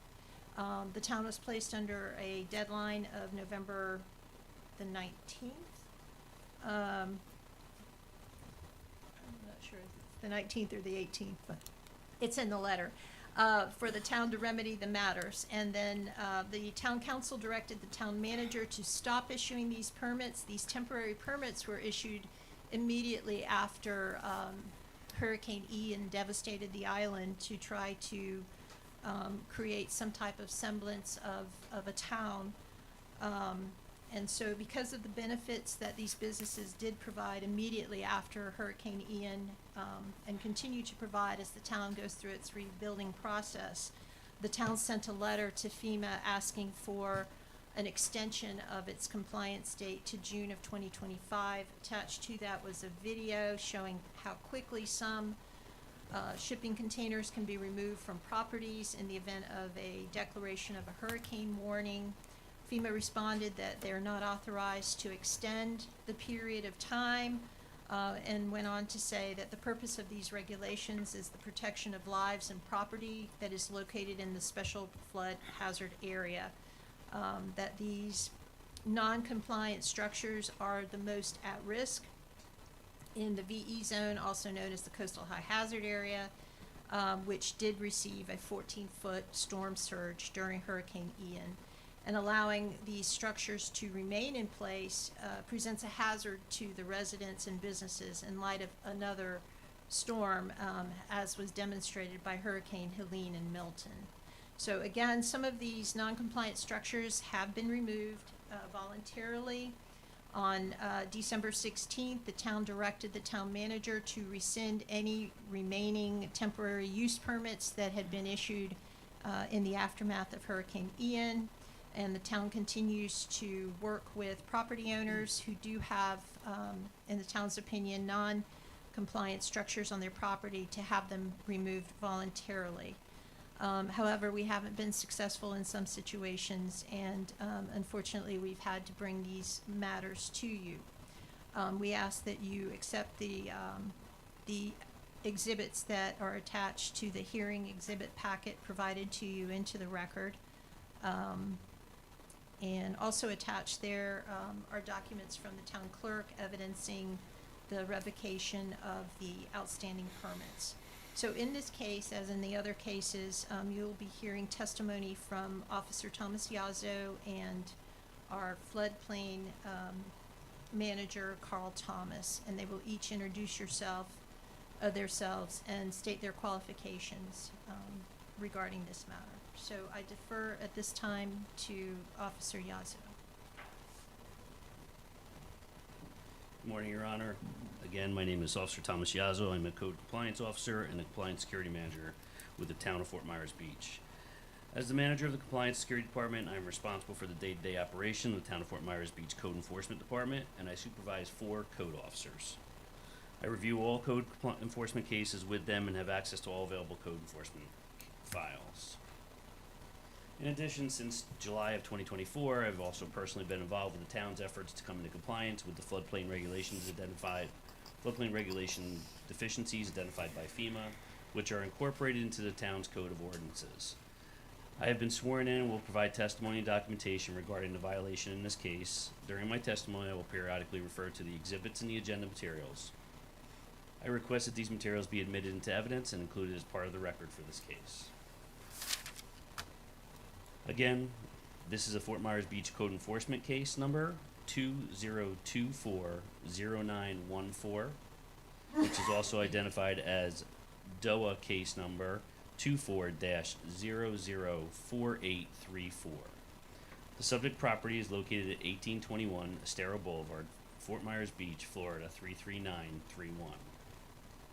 On September 19, 2024, I observed 3 shipping containers on the subject property, which I determined to be a non-compliant structure based on the current floodplain regulations, inclusive of design codes required in special hazard areas as defined in Section 6-494 of the Fort Myers Beach Code of Ordinances. The subject property is partially located in the coastal A zone as identified in the latest floodplain map and requires the structures to have a base flood elevation of 13 feet above sea level. I observed that the shipping containers were not elevated to the best of my knowledge and did not have engineered plans for pilings or infrastructure. They also have no visible chassis or steering axles attached to the structures. I then consulted with the Fort Myers Beach floodplain manager, Carl Thomas, who confirmed to me that the shipping containers on the subject property were non-compliant structures based upon my observations in a violation of Section 6-501 and 6-525 of the Town Code of Ordinances and the American Society of Civil Engineers ASCE 24-14, which is incorporated by reference into the town's codes. My review in consultation with Mr. Thomas is consistent with FEMA's determination contained in their letter of July 19, 2024 and November 12, 2024. I prepared a notice of violation. A copy of that notice of violation is included in Exhibit B. I searched Lee County Property Appraiser's database records containing property owner information and further verified that the property owner is 1821 Estero Boulevard Corporation based on a deed found in the official records of Lee County, Florida. I issued the notice of violation on September 24th, 2024 and sent a copy of it by certified mail return receipt to the address of record, specifically 705 10th Street, South, number 305, Naples, Florida, 34102. Posted a copy of the notice of violation at the subject property and at the town hall located at 2731 Oak Street, Fort Myers Beach, Florida 33931. I have an affidavit of mailing and posting of the notice of violation. I would like to also include the record. Notice of and the information about the case is also displayed on the Town of Fort Myers Beach website under public notices. I believe that the respondents are present today for this hearing. I also took photographs to document the violation I observed on September 19th, 2024 in Exhibit C. They contain true and accurate and unaltered copies of these photographs during my initial inspection of September 19th, 2024.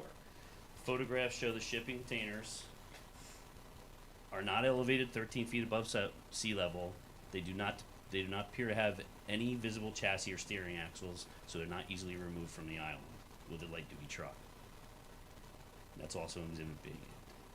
The additional photographs I took showed posting the notice violation, subject property on October 2nd, and posting the notice at Town Hall on October 2nd with an affidavit of notice and posting.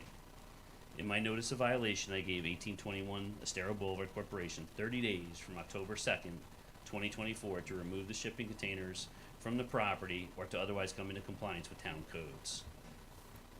I directed a re-inspection of the subject property to occur on December 10th, 2024 by Officer Marcio Chavez, who I supervise and is one of my officers. He informed me that the shipping container remained in the subject property in the same condition as shown on the photographs I previously took and which were a part of the case file.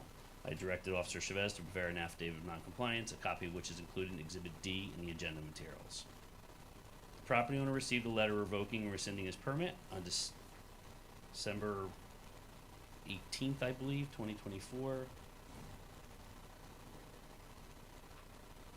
Excuse me, Your Honor, I defer to my records here for a second.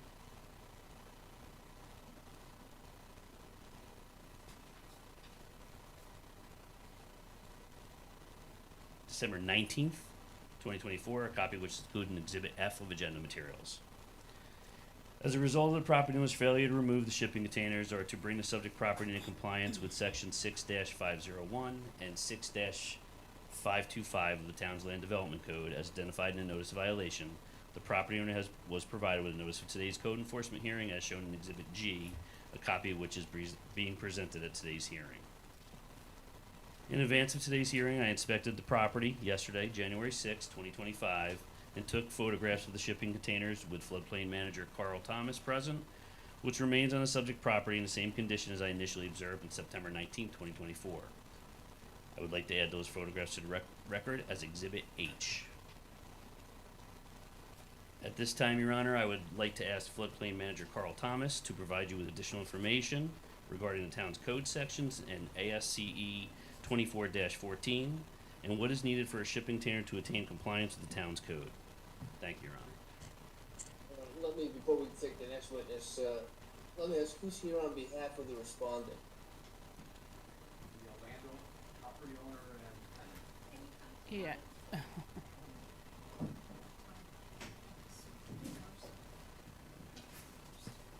Let me just see who, You can. are you here for the respondent? Morning, Your Honor. Yes, I'm the property owner. Okay, and what's your name? Gordon Stojkowski. Say that again, please. Gordon Stojkowski, Stojkoski, on behalf of 1821 Estero Boulevard Incorporated. Okay, Stojkoski. Yes, sir. All right. You're the property owner. Do you have anyone else here with you? The tenant. Okay. Did you have any questions for Officer Yazo before we take the next witness? I do not. All right. Let's go ahead then and hear from Mr. Thomas.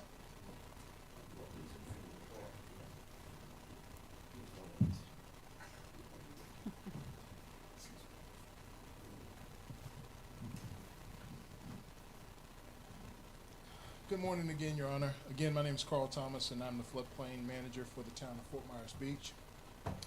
I've been a floodplain administrator since 2011 and received my certification in 2011 as well. With this certification, I've worked with several local governments concerning floodplain regulations such as those in effect in the town of Fort Myers Beach. Since May of 2024, I've been specifically working with town staff and representatives, along with representatives from the Federal Emergency Management Agency to meet the requirements of FEMA's post-disaster compliance report for Hurricane Ian, included in Exhibit A of the agenda materials. I'm here to provide testimony regarding the noncompliance of the subject property, which is located in a high-risk flood zone. In September of 2024, I had conversations with Officer Yazo regarding his concerns that the shipping containers on the subject property were in violation of the town's floodplain regulations as claimed by FEMA in its compliance report. I explained the criteria that would need to be satisfied for compliance with Chapter 6, Division 10, Sections 6-501 and 6-525 of the town's Land Development Code.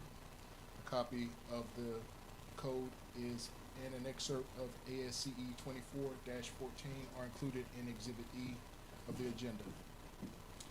In short, I explained to Officer Yazzo that Sections 6-501 states any structures located in the flood zone, even if they exempt from permitting per Florida Building Code, must be designed in accordance with the American Society of Civil Engineers, ASCE for short, Standard 24-14 for flood-resistant design and construction, where compliance includes elevating the structure to a base flood elevation plus 1 foot, anchoring the structure to remain in place during flood conditions, or having flood openings or breakaway walls that allow unobstructed passage of flood waters through the structure. Noncompliance with flood regulations not only increases the vulnerability of the structure, but also poses significant risk to public safety, neighboring properties, and the environment. Additionally, it jeopardizes the community's participation in the National Flood Insurance Program and potentially increasing insurance premiums for all its policyholders. Subsequent to the September conversations with Officer Yazzo, I accompanied him on the site visit to the subject property during the second week of December, and most recently, a follow-up site visit on yesterday, January 6, 2025. On those visits, we discussed the requirements of the town's compliance to meet the floodplain regulations. For purposes of illustration of the hazard non-compliant structures can cause, I have a photograph I received from Officer Yazzo taken after Hurricane Milton by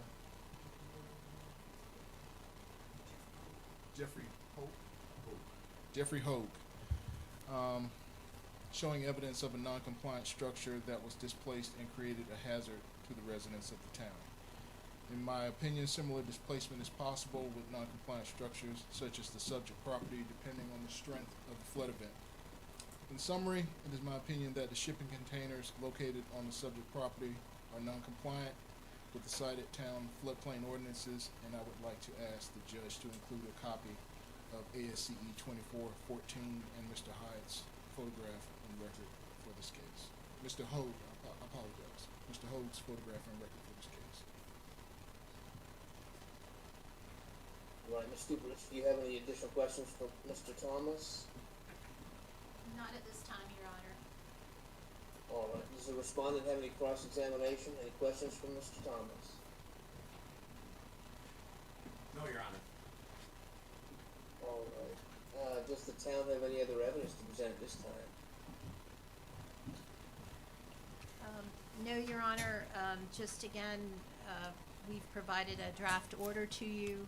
We're pretty much asking for the finding of a violation of the noted sections 6-501, 6-525 ASCE 24-14, as of, again, emphasis on January the 6th, based on the most recent photographs that have been taken, requiring a reasonable, or requesting a reasonable period of time by you to be identified as a compliance date, and the imposition of a $250 day fine for each day the violation extends beyond your compliance date, an administrative fee of $250, and authorizing the town to abate the violation if the shipping container is not removed or coming into compliance by March the 1st, with any expenses to be paid by the property owner within 30 days.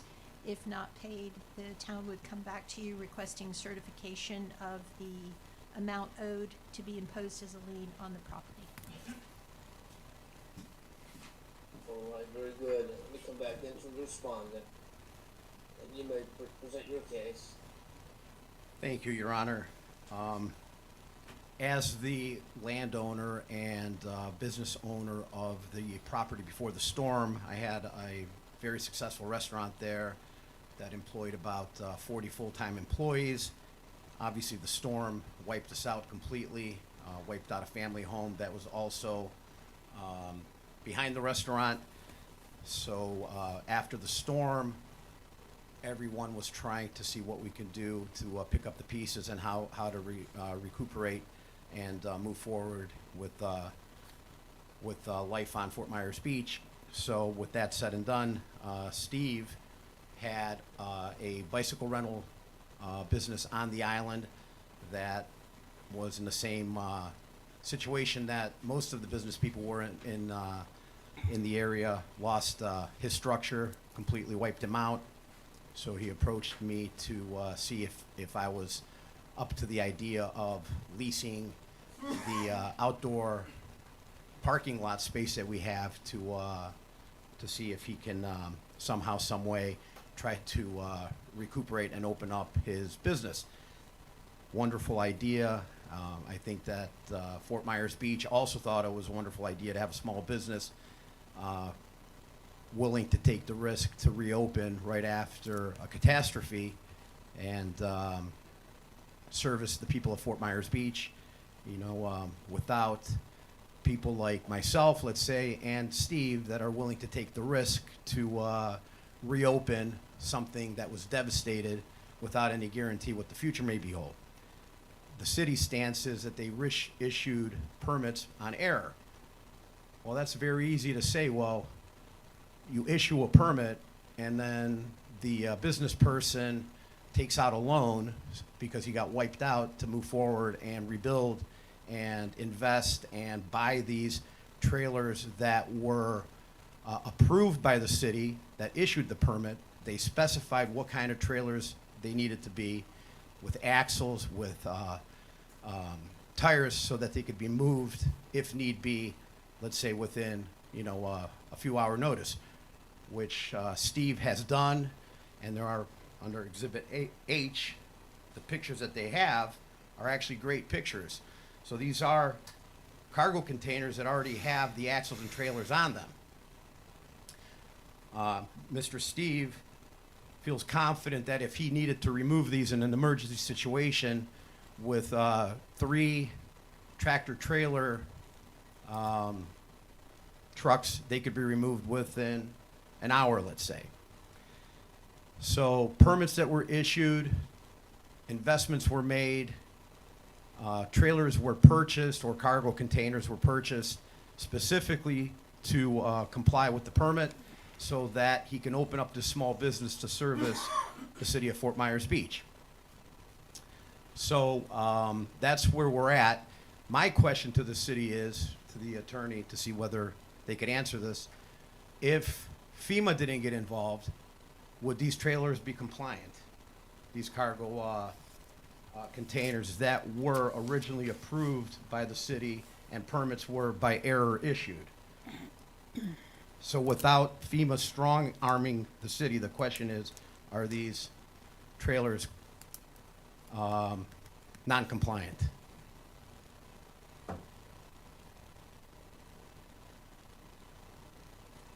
That might be a question that you would have been best addressed to, say, someone like Mr. Thomas. But I don't have an answer for you on that one. But just so I'm clear, you're saying that you received a permit in the wake of the Hurricane Ian, I guess, to place the containers. That permit was subsequently revoked at some time? Correct. So the permit was issued specifically to purchase these containers and the containers to have the capacity to be moved on a short notice. So these containers, again, under Exhibit H, you can see that they have axles and tires. So all they need to do is be hooked up to a tractor trailer and they could be removed within 1 hour, let's say. So that's the permit that was issued, and that's what was purchased, again, in an extensive investment that loans were taken out to get this business reopened. And I just don't see how the city can just revoke a permit because FEMA is strong-arming them and then using the FEMA as an excuse to have them, these structures that they approved, be non-compliant. So my question to the city or to Mr. Thompson is, if FEMA wasn't involved, are these containers that have the capacity to be moved non-compliant.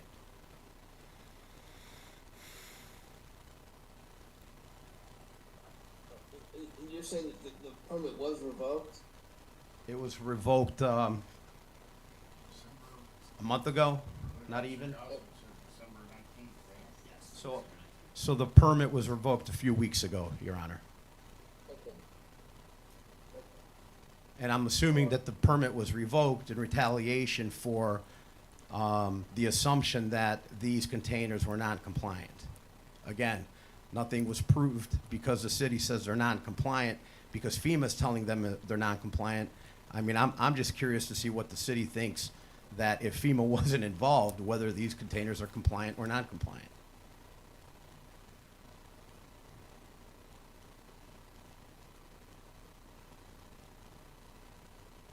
Do you think that would make a difference? Well, I think it would definitely make a difference. I mean, if they're non-compliant, why would they issue the permit and have them specifically tell the business owner that he has to purchase these and this is what is requested? Again, you know, I'm the property owner, and you know we've lost an extremely amount of resources here, and we're grasping on a string to survive here. The town wants small businesses to come back, and then you have a small business that invested everything all over again, and then you're trying to destroy somebody just because FEMA thinks that these containers are non-compliant. That's the whole question here. Unless I I'm, guess my point was, and we can hear more from the town about this as well, is just as a I mean, if they're non-compliant, from a legal what? standpoint, Yes. let's assume, I mean, suppose FEMA is correct, and I'm not saying at the moment they are correct or not correct, but suppose FEMA is correct that the structure's not compliant, and FEMA brings that to the attention of the town, which had previously issued a permit, the town decides the permit was issued in error and revokes the permit. Does it matter if the town originally thought it was okay and then was persuaded otherwise by FEMA? Maybe that matters, or maybe it doesn't. That's what I'm asking. Right. I mean, I think it matters because, obviously, again, on issuing of a permit, I mean, whether it's this business or any other business, if you issue a permit, then that person that receives that permit invests not only money, it's a lot involved, especially in the summertime on the beach where it's extremely slow, desolate, let's say, and you have a business owner struggling to pay the bills, to pay the rent, to pay employees, to survive, to wait for November, December to come around, which isn't spectacular anyways, because why would somebody want to come to Fort Myers Beach right now when there's only a few restaurants left? So you're trying to eliminate a few of the other businesses that are here now. It just doesn't make any sense. It's like, what are we trying to accomplish here? Right, I was just trying to get a Yeah. sense of the nature of the argument that you're making. I mean, if I the think city, as a general proposition, you're right. I mean, if the authorities issue a permit, usually that permit, should stand. If the authorities decide it was issued in error and revoke it, that's not the usual course of events. On the other hand, if it truly was issued in error, does the authority have to propagate the error and let it last? I don't actually know the answer to that question off the top of my head. I'm just raising it. That's Right. obviously perhaps the key point that you're making, if I understand your position, that the permit having been issued should be honored now. That's what you're saying? correct. If the permit was never issued to begin with, the expenses would have never been occurred to purchase these structures that were conforming and permitted 2 years ago or a year and a half ago. So now, because FEMA is revoking the insurance benefits on the island, which I completely understand, but there has to be some kind of solution for the small business owner that's invested hundreds of thousands of dollars in loans to buy these structures, to place them on a property and invest to for the future of the island, and all of a sudden now you just want to revoke the permit and tell them you have to move your structures in you know, a certain amount of time. I mean, I don't see how the justice or the fairness in that is either. Right, right. Okay, I understand the argument that you're making. Did you have anything else you wanted to present? Any other evidence or witnesses?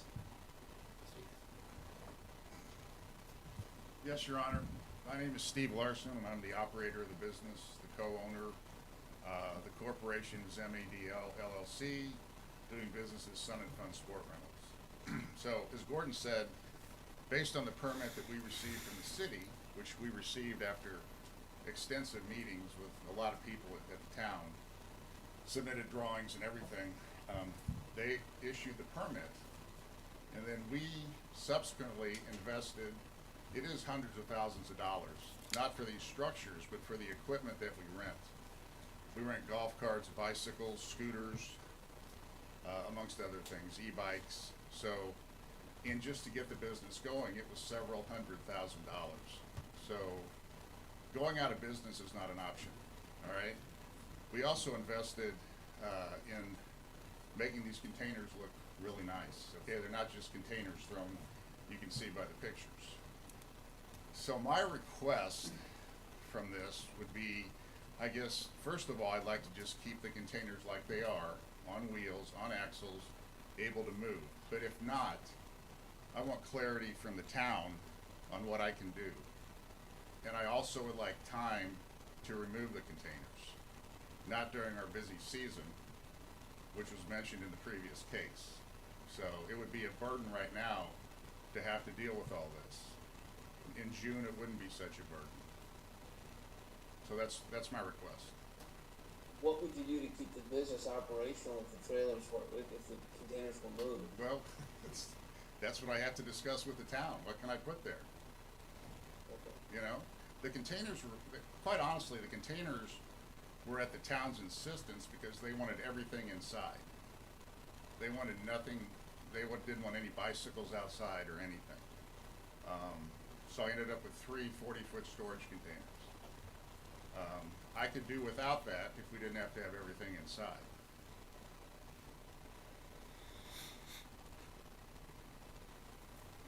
All right. Anything else, Mr. Larson? No, sir.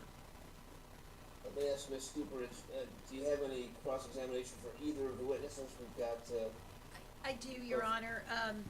Factually, I don't know which individual is more appropriate, so if either of them want to respond, that would be fine. I heard testimony that the non-compliant structures are movable, and the question I have was, did it move during Hurricane Helene or Hurricane Milton?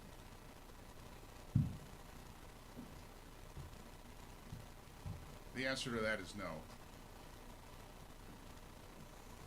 Okay. And could you tell us a little bit more, could you explain why? Well, quite honestly, it was a logistics issue as far as getting somebody in there, probably poor planning. But as a backup plan, we opened the containers up and let them flood. So they did not move 1 inch. And you show in the pictures depict that there are wheels on the non-compliant structure. When was the last time that non-compliant structure moved with those wheels? It has never moved. Are the wheels operational? Yes. But how did the container get there in the first place? Not with those wheels? No, the container got there with, it was a similar situation to what you were discussing in your last case. But then the axles and the wheels were put on after. So it is your testimony that there is axles? Yeah. It's the only way you can do it. The axle goes right into these holes on the side of the container. Okay, And they're very expensive, by the way. okay. They have to be heavy duty. I understand. That was my first set of questions.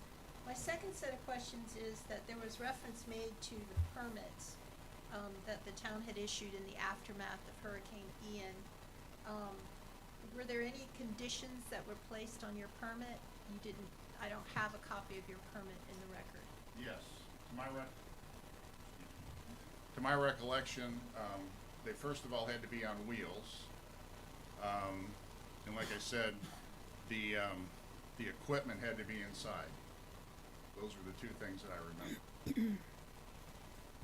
Just so I'm clear, forgive me, I know there are some packets of documents, and some that maybe have been recently sent to me, but is this a permit or emergency permit that was issued after the Hurricane Ian? That's not in the packet, that's not one of the exhibits? I do not think so, Your Honor. What is in the packet is the letter of revocation of that permit. And I Oh. believe there's a copy of the code that requires a 180 days, because it is a temporary permit. It's not anticipated that it would be a long-term permanent, permission. Well, that was gonna be my next question. I mean, it's referred to as a temporary emergency permit, so it had an expiration date essentially? It did. There was, I believe the code requires that they come in within 180 days and request an extension. But that permit, again, I think it still is in the Code of Ordinances, but it has not been, no additional permits have been issued. It was, at some point it was revoked, right? There's a letter of revocation, you say? That is correct. And That it was- was revoked on grounds of error or mistake on the town's part? Yes, Not, I mean, just so I'm clear, it wasn't revoked because of non-compliance with a permit condition. it was not correct. Okay. The revocation letter, that was my next, is just to state for the record that that's really the correctness of the revocation letter, I don't think is the issue in this code enforcement case. Because there are other remedies administratively that those questions could be addressed.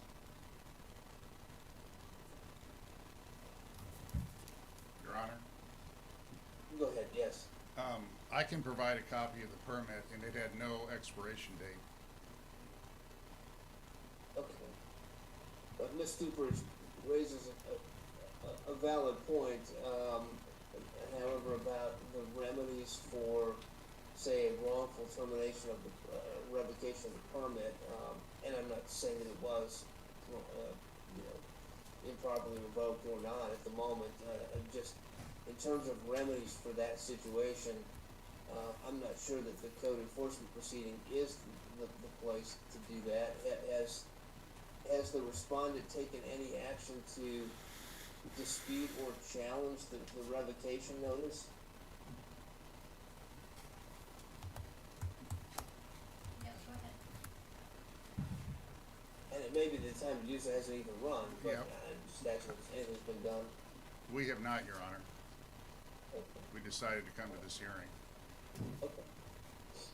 So, Your Honor, in the record, attached is a copy of, a certified copy of resolution number 24-296. And one of the whereas clauses in that document states, whereas both ordinances referring to the emergency temporary placement permit and the temporary placement permit, because they changed the name a little bit, provided that permits issued under either ordinance would be issued in increments of 6 months and would not exceed 18 months without demonstration of a hardship. So it was always anticipated by the town in the adoption of that ordinance, immediately or shortly thereafter Hurricane Ian, and then the town made some amendments to it that these were temporary and not permanent. Okay. All right. And Mr. Super, do you have any further questions for the respondent witnesses? I don't, Your Honor, thank you. And does the town have any additional evidence to present? I would just ask if Officer Yazzo or, our floodplain administrator Thomas, if they wanted to have any last comments. I'm seeing them saying no. So we rest. All right, so I have the initial testimony, I've got the town's exhibit packet, which I'll receive in evidence.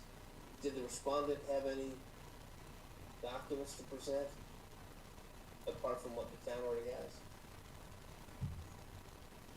Your Honor, the only thing I can think of is the actual permit, which you have not seen yet, that has no expiration date on it. I just don't have it with me right now. All right.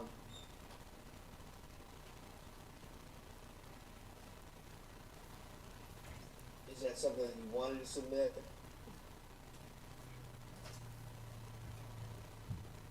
Yes, Your Honor, I would like to. All right, well, I'll take a look at it if you want to submit that. I'll receive that notice as well. Again, without at the moment commenting on the relevance, potential relevance, I do think that, the town may be correct that the remedy for the revocation might lie elsewhere, although, I can't say off the top of my head exactly what that remedy is or what the town's code of ordinances provides in that respect. But it may be that, that particular decision needs to be challenged outside of this proceeding, but I'm happy to take a look at it. What I was going to do, again, because the town has submitted a proposed order, I'm happy to let the respondent do the same if you would like to do that. I won't require it, but did you want to submit a proposed order as well to compete with the town submission? So I'd have both to look at. Can you clarify what you're talking about? The town has submitted a proposed order, presumably would find the violation that the town is seeking, and the other, remedies that have been outlined by Ms. Stuperidge, probably include some proposed findings. I'm saying that if you would like to do the same thing, I'll let you do that. If you wanted to submit a proposed order of your own, this would be not finding a violation. Again, I'm not going to require you to do that, but I'll give you the opportunity if you want. I don't think so, Your Honor. All right. All right, if you want to submit that permit, file that with Division of Administrative Hearings, can you do that by the end of the week? Yes, Your Honor. All right. It's a little out of sequence, Your Honor, but I think Officer Yazo did want to ask one more question. Okay. Your Honor, I would just ask of the respondent, because I can't tell, and I'm not an engineer nor a mechanic, for the wheels. I don't dispute their claim that they're working steerable axles, but I wouldn't ask them to show proof of that. That would help us a long way in going towards them being able to remove those items quickly, as they say they can. So if they could show some type of proof within their return that those are steerable axles, that they have some type of engineered report or mechanics report or something that gives us, that we can substantiate within the case. Well, let me ask the respondent, is that something you can provide to Officer Yazo? Your Honor. Well, the question would be then, if those axles are operational, would we be conforming? So if those containers, again, that were permitted, that the town insisted on having those specific containers with those specific axles on them, if they are proven that they can be removed, the containers, would we be compliant?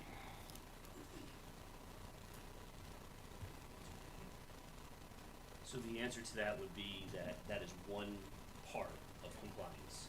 There are several sections that have to go with everything from elevation to mitigating hydroventing and such. So that would be one part of it. I'm going to defer to floodplain manager Thomas.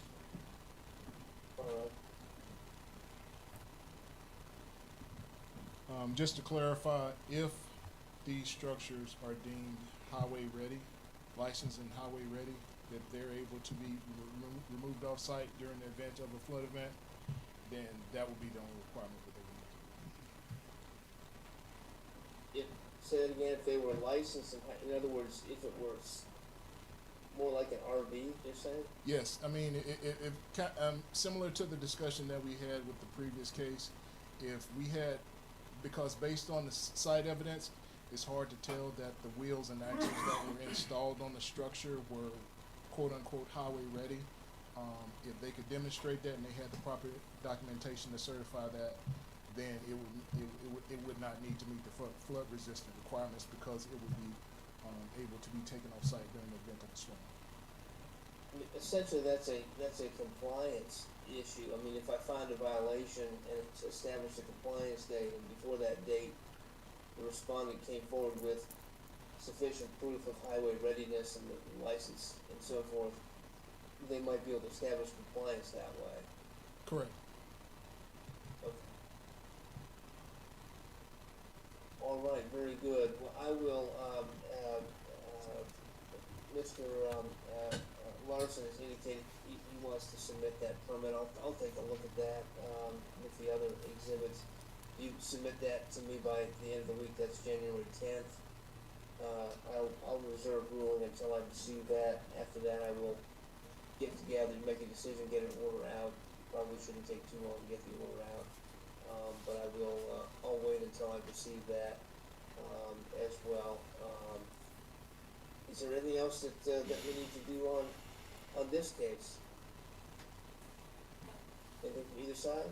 No, Your Honor. All right. Nothing further from the respondent? No, Your Honor. All right. Very good. Thanks for coming in, gentlemen. You all are free to go. Thank you. Why don't we've got two more cases on today's agenda to hear. Before we hear the next one, why don't we take a short break? It's about 11:30. I guess we've been going for a while. Why don't we take a 10-minute break and we'll come back and pick up with the next case. So we'll be in recess until 11:40. I will see you in 10 minutes. Thank you, Your Honor.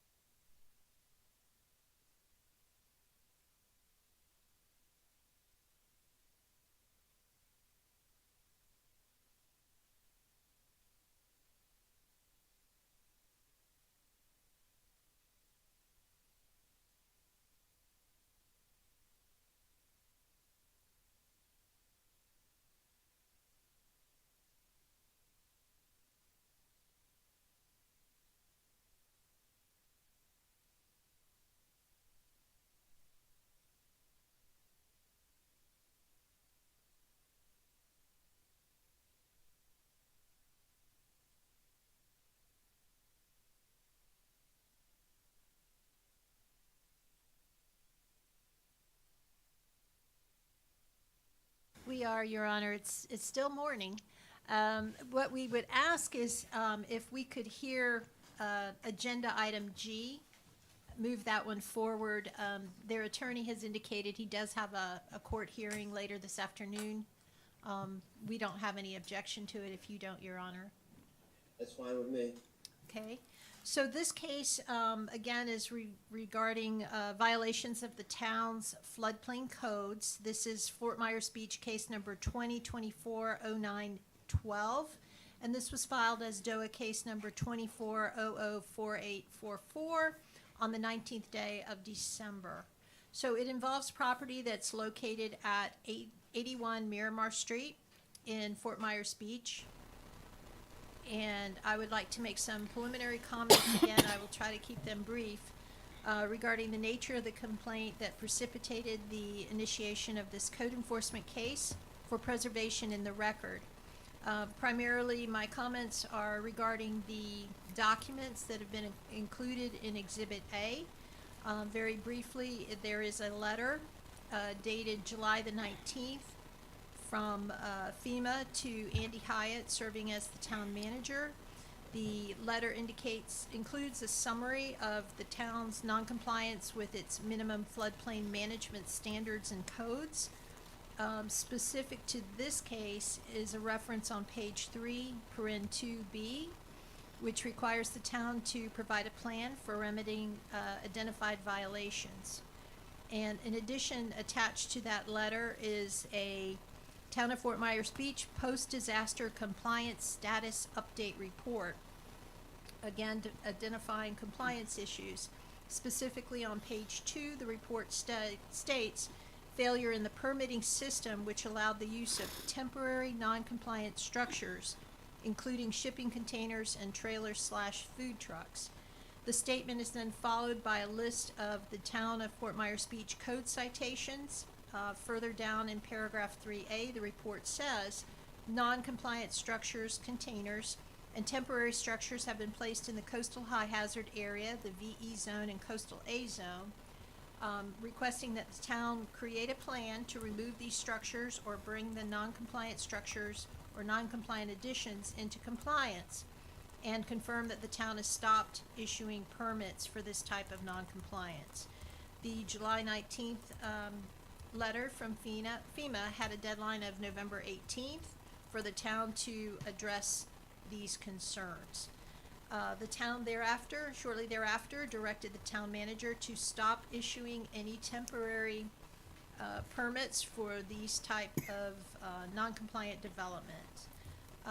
Because of the benefits, some of these shipping containers, the businesses that they contained, and the food trucks presented to the residents of the town during their recovery from Hurricane Ian, the town council sent a letter to FEMA asking for compliance date to be extended from November to June of 2025, inclusive of a video that showed how quickly some containers could be removed from the property in the event of a declaration of a hurricane warning.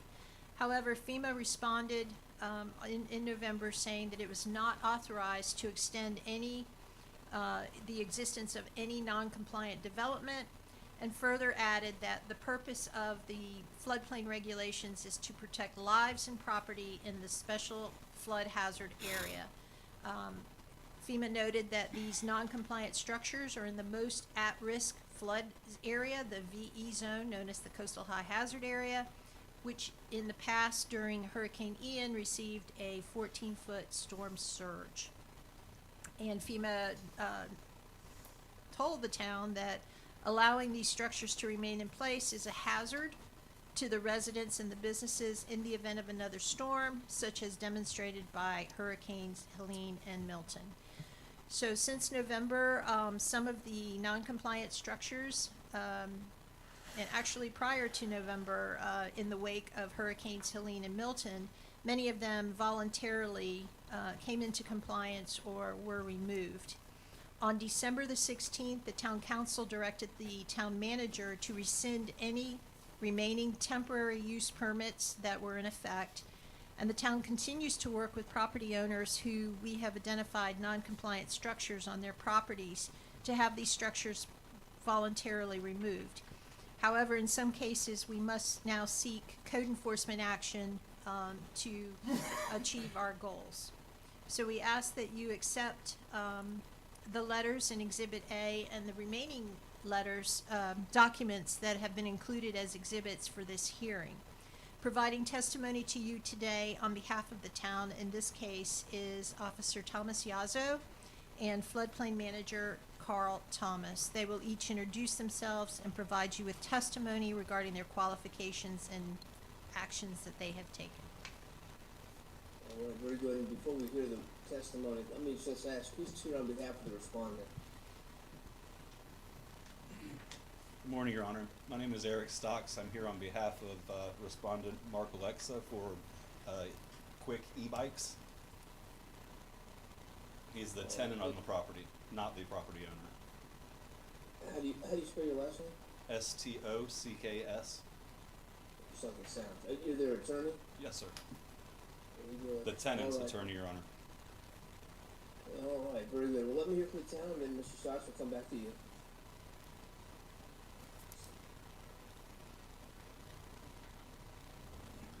Good morning again, Your Honor.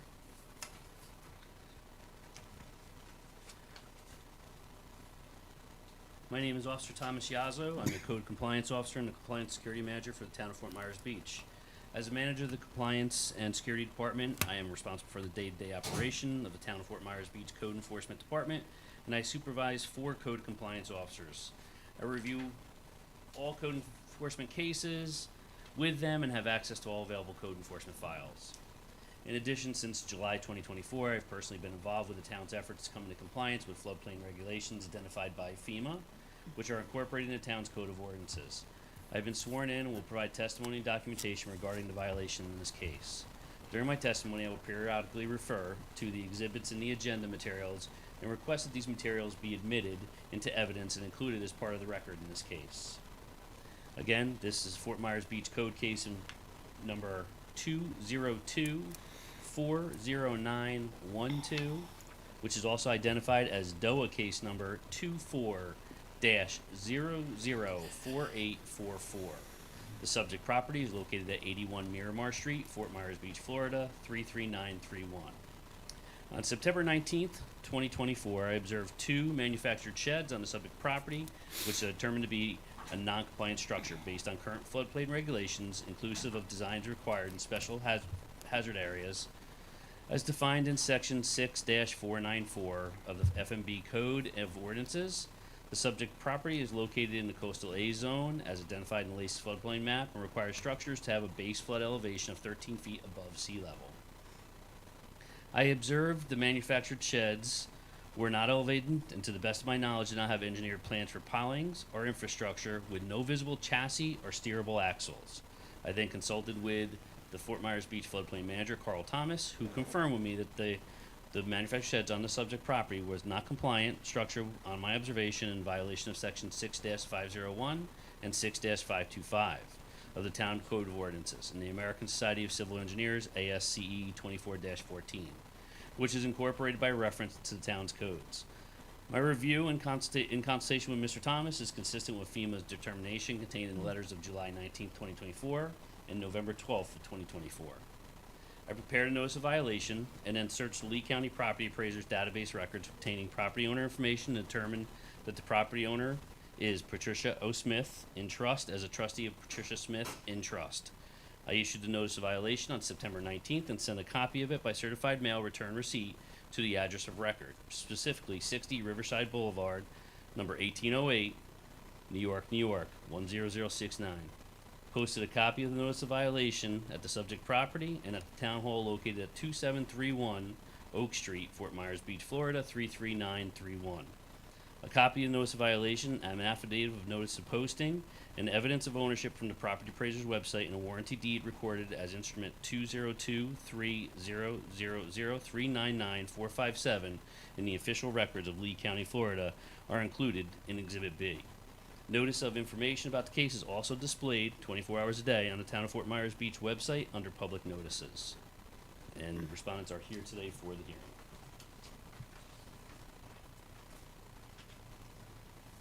I did take photographs to document the violation I observed on September 19th, 2024, which is included in Exhibit C. These contain true and accurate and unaltered copies of these photographs during my initial inspection on September 19th, 2024.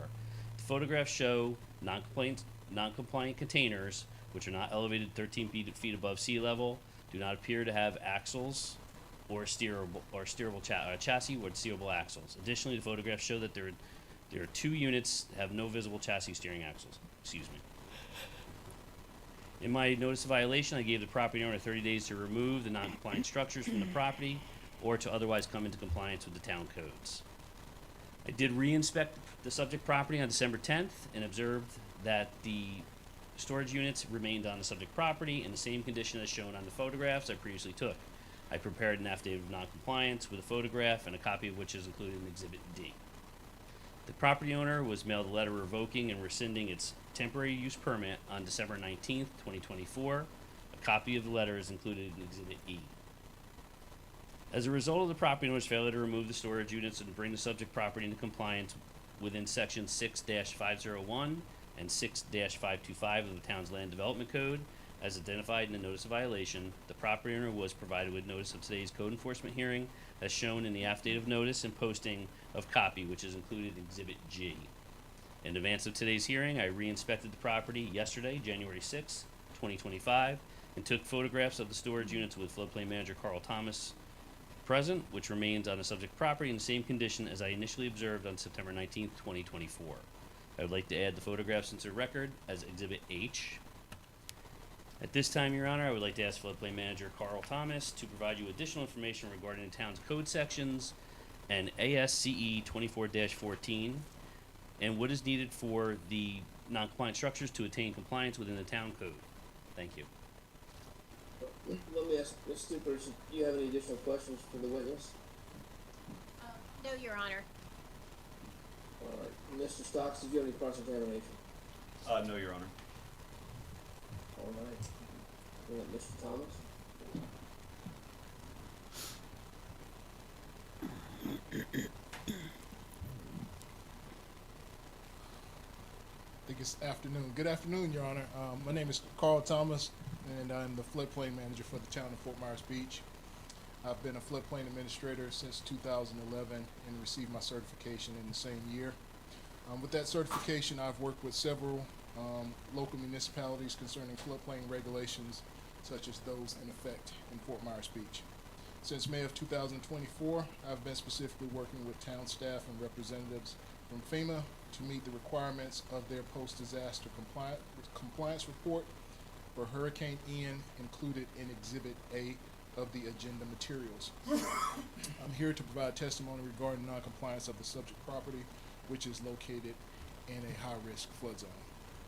In September of 2024, I conversed with Officer Yazo regarding his concerns that the shipping containers on the subject property were in violation of the town's floodplain regulations as claimed by FEMA in its compliance report. I also explained that the criteria that would need to be satisfied for compliance with Chapter 6, Division 10, Sections 6-501 and 6-525 of the town's Land Development Code. A copy of Sections 6-501 and 6-525, along with an excerpt from ASCE 24-14, are included in Exhibit F of the agenda materials. In summary, I explained to Officer Yazo that Section 6-501 states any structures located in a flood zone, even when exempt from Florida Building Code permitting, must be designed in accordance with ASCE 24-14 for flood risk design and construction. Compliance includes elevating the structure to meet base flood elevation plus 1 foot, anchoring the structure to remain in place during flood conditions, or having flood openings or breakaway walls that allow unobstructed passage of flood waters through the structure. Non-compliance not only increases the vulnerability of the structure itself, but also poses significant risk to public safety, neighboring properties, and the environment. Additionally, it jeopardizes the community's participation in the National Flood Insurance Program and potential increases in insurance premiums for all policyholders. Subsequent to my September conversations with Officer Yazo, I accompanied him on a site visit to the subject property in the second week of December. and most recently, a follow-up site visit yesterday on January 6, 2025. We discussed the requirements of compliance under the town's floodplain regulations. For illustration purposes of the hazard non-compliant structures can cause, I also have a copy of a photo that I received from Officer Yazo taken by our Public Works Director, Jeffrey Hogue, after Hurricane Milton, which provides evidence of a non-compliant structure displaced and creating a hazard to the residents of the town. The non-compliant structure ended up in the area of North Estero Boulevard. The town does not know where the shipping container was initially located or its owner. In my opinion, similar displacement is possible with non-compliant structures such as the subject property, depending on the strength of the flood event. In summary, it is my opinion the shipping containers located on the subject property are non-compliant with the cited town floodplain ordinances. Thank you. Mr. Stupich, any additional questions? No, Your Honor. Cross-examination, Mr. Stocks. Possibly just a couple. I'm sorry, I didn't catch your last name. Carl Thomas. Mr. Thomas, in your summation, you said that it was your opinion that the shipping containers on my client's property are not compliant. Have you been out to my client's property? Yes, I have. And do those structures look like shipping containers to you? Yes. Which picture was it again? The only reason why I bring this up is it's my contention that my client's structures are affixed to the ground via foundation. It's my understanding that the purpose of this code violation was that the structure is not elevated to 13 feet. Is that the reason why we're here? Based on my site investigation, the structure was not elevated above the base flood elevation. There were no signs that it was affixed to the ground or anchored properly, and there were no signs that there were any flood vents or breakaway walls to allow the flood waters to pass through the structure. Thank you. That's all I have, Your Honor. Ken, anything else? No, just a closing comment, Your Honor, if I may. Go ahead. So based on the sworn testimony and the evidence that's been presented to you, including the exhibits in the hearing packet, the town is asking for an order finding a violation of section 6-501, 6-525, and ASCE 24-14 as of the date of January 6th, 2025, requiring compliance with the town's code or removal of the non-compliant structure within a reasonable period of time to be determined by Your Honor as the compliance date, imposing a fine of $250 per day for each day the violation continues past your compliance date. Again, requesting an administrative fee of $250 for this case, and then authorizing the town to abate the violation by removal of the non-compliant structure if it is not removed or otherwise attain compliance by March the 1st of 2025, with any expenses that are incurred by the town to be paid by the property owner within 30 days. If the town's expenses remain unpaid, the town will request certification of the amount owed to be imposed as a lien upon the property. That's it. All right. Thank you, Mr. Stupich, and Mr. Stocks. Thank you, Your Honor. First, I'd like to say that my client would like to object to any imposition of any fines associated with this code violation hearing. My client did properly secure a permit to place these structures on his property. He fulfilled the requirements of that permit. There was no issue until FEMA came out and said that the property needed to be raised up 13 feet. So, as in the cases before this one, where the city has said that it issued its permits in error, I don't believe that my client should have to pay financially for that error. So for those reasons, we object to that. The only other thing I would add, Your Honor, respectfully, is that just like with these other businesses that have come before you today, this is the only time of the year that my client gets to make any money. This place does turn into a ghost town about June 1st, and it stays that way until about November. So we would like to have as much time to comply with your order as possible. I'd also like to note that my client has already undertaken measures to come to compliance with the codes. One of the buildings in question has already been sold and will be removed within the next 2 weeks. The other one we are actively working to have removed, and my client has purchased a structure that I have been able to talk to both the witnesses about that we believe is in compliance, that he can run his building out, his business out of. So, object to the imposition of the fine and as much time as you can give my client. All right, Thank did you. you want to present any testimony or anything else?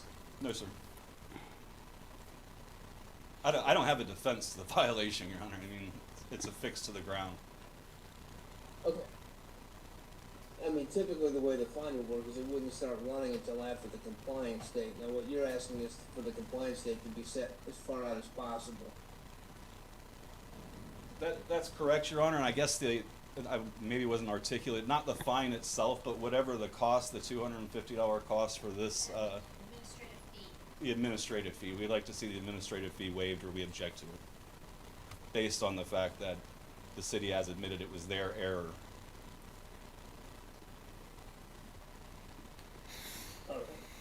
All right, anything else then, Mr. Stocks? No, Your Honor. All right, Ms. Dupree, does the town have anything further to present? No, Your Honor, and I don't know if it was stated earlier or not, but our March 1st date for abatement is somewhat scheduled because of the fact that the town has to report back to FEMA as far as our efforts to come into compliance. And that, we have a report that's due to FEMA in the month of April.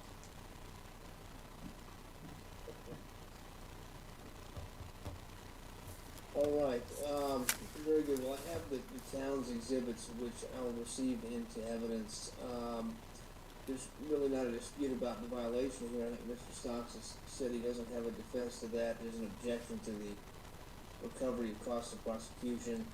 And of course, this question about what the compliance date is going to be. I'm going to take a look at a closer look at the exhibits and materials that have been submitted to kind of get an assessment of, get a better handle on the time frame to apply here. I don't think in this particular case, given the concession of the respondent, there's an issue about finding the violation. It's a question of how it's remedied and the time frame to do so. So I'll take that piece under advisement. I will get you out of order fairly quickly, but after I've had a chance to look more carefully at the exhibits. Is there anything else that we need to do on this one before we move on to the next? Anything from the town? No further comments, Your Honor. And Mr. Stocks? The only other thing I'd like to point out to you, Your Honor, as you said at the beginning of these proceedings that you're up in Tallahassee, is that I'm standing before this court in a temporary structure that is not 13 feet off the air, right across the street from the beach. I just thought that the court should know that as well. All right, thank you, Mr. Stocks. I appreciate that. Appreciate you all coming in. I think you all are free to go, and we can bring up the next case. Thank you. Thank you.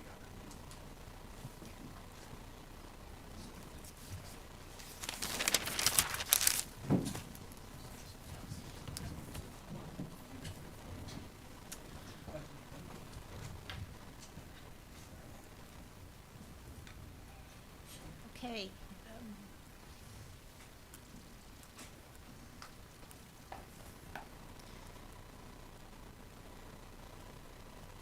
Go ahead. Thank you.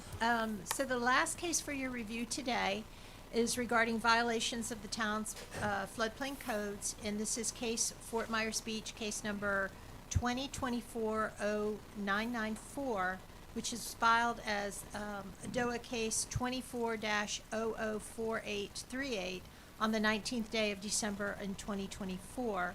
This is involving property located at 2815 Estero Boulevard. For inclusion of the record, again, I would like to make some preliminary remarks regarding the nature of the complaint that precipitated the initiation of this code enforcement case for preservation in the record for this case. I reference Exhibit A, which contains a number of documents, specifically a letter from FEMA dated July 19th of 2024 to Andy Hyatt as the town manager of the town of Fort Myers Beach. The letter contains a summary of the town's non-compliance with its minimum floodplain management standards and codes. Specific to this case is a reference on page 3, paren 2B, which requires the town to provide a plan for remedying the identified violations. And attached to the letter is the Town of Fort Myers Beach Post-Disaster Compliance Status Update Report, which identified compliance issues. Page 2 of that report talks about failure in the permitting system, which allowed the use of temporary non-compliant structures, including shipping containers and trailers / food trucks. The statement in the report is followed by a list of the Town of Fort Myers Beach citations. Further down on the page in paragraph 3, the report states, non-compliant structures, containers, and temporary structures have been placed in the coastal high hazard area, VE zone, and coastal A zone.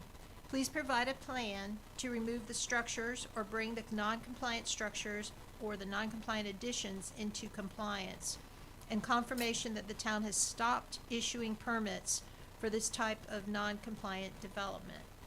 So the July 19th, 2024 letter from FEMA also had a deadline in it of November 18th for the town to remedy these matters.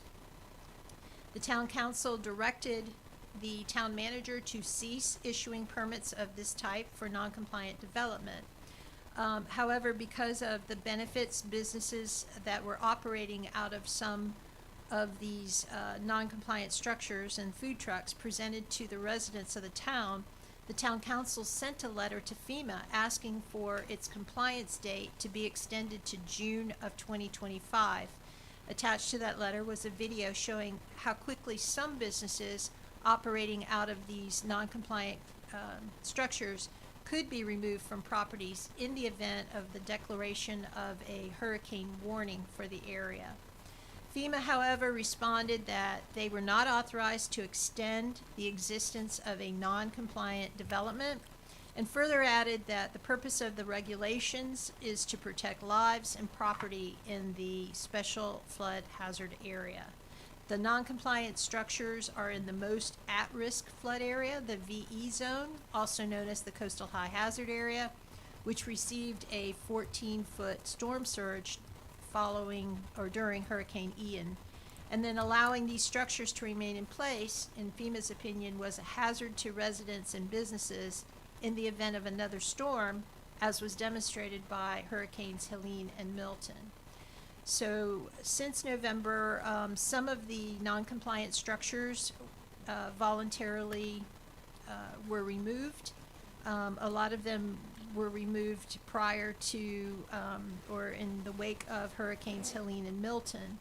On December 16th, the town directed the town manager to rescind any remaining temporary use permits that were in effect. The town continued to work with these property owners who have non-compliant structures to have them removed voluntarily or otherwise come into compliance. However, we were unable to achieve that goal with several properties, and those are the code cases that have been brought to you today. So we're asking that the documents that are included in Exhibit A be included in the record. Providing testimony to you on behalf of the town in this case, case number 2024944, will be Officer Thomas Yazzo and Carl Thomas. They will both introduce themselves and provide you with their testimony and actions they have taken in this case. All right, very good, thank you. Before we hear from Officer Yazzo, who's here on behalf of the respondent? My name is Jeff Walker, Your Honor. I'm manager for the Himmelstein Associates LLC properties and Surfside Casual Furniture Store that we're rebuilding. I think Mr. Walker, is it? Yes, Walker. Yes, Walker. Thank you. All right, let me hear from Officer Yazzo. Good afternoon, Your Honor. Again, my name is Officer Thomas Yazzo. I'm a Code Compliance Officer and the Compliance Security Manager with the Town of Fort Myers Beach. As the manager for the Compliance Security Department, I am responsible for the day-to-day operation of the Town of Fort Myers Beach Code Enforcement Department, and I supervise 4 code compliance officers.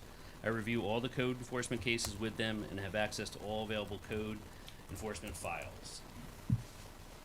In addition to that, since July of 2024, I've also personally been involved with the town's efforts to come into compliance with floodplain regulations identified as issues with FEMA, which are incorporated into town codes ordinances. I've been sworn in and will provide testimony and documentation regarding the violation in this case. During my testimony, I will periodically refer to the exhibits in the agenda materials and request that those materials be admitted into evidence and included as part of the record in this case.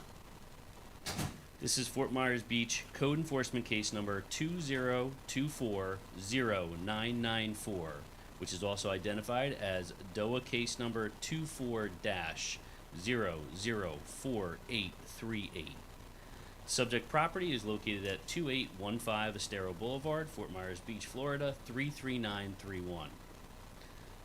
On October 17th, I observed 2 shipping containers on the subject property, which I determined to be a non-compliant structure based on the current floodplain regulations, inclusive of design codes required in the special hazard areas as defined in Section 6-494 of the Fort Myers Beach Code of Ordinances. The subject property is located in a coastal A zone as identified on the latest floodplain map and requires structures to have a base flood elevation of 13 feet above sea level.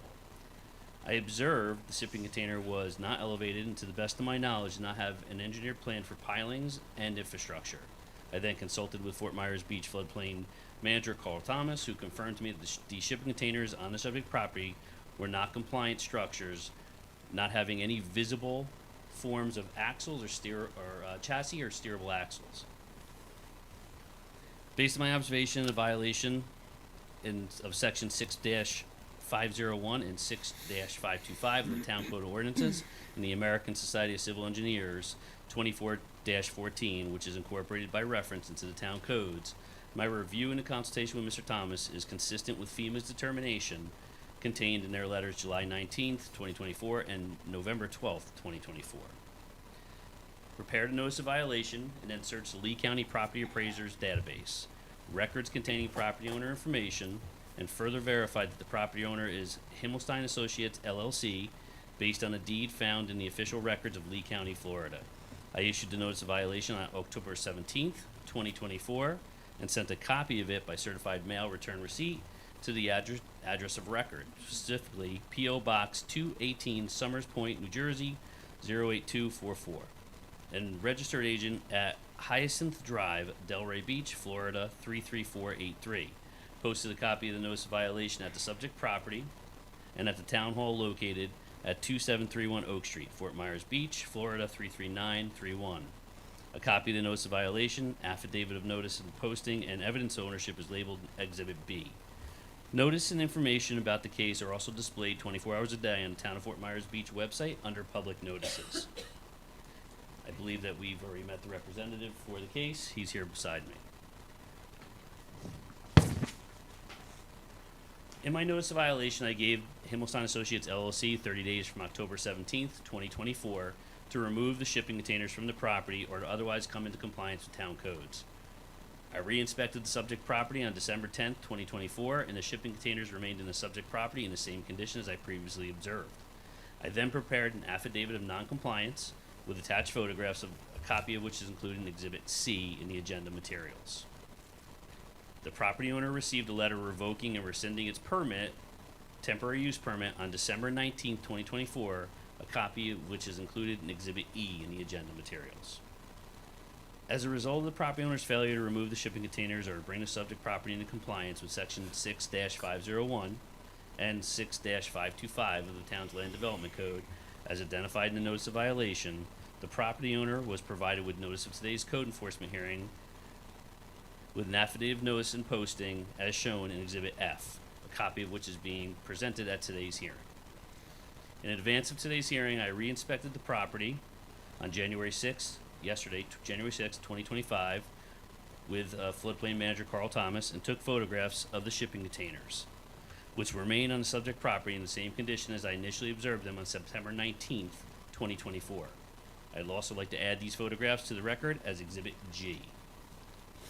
At this time, Your Honor, I'd like to ask Floodplain Manager Carl Thomas to provide you with additional information regarding the town's code sections and ASCE 24-14 and what is needed for a shipping container to attain compliance with the town's code. Thank you, Your Honor. Let me ask Mr. Bruce, do you have any questions for Officer Yazzo? No, Your Honor. All right, and do I have any cross-examination?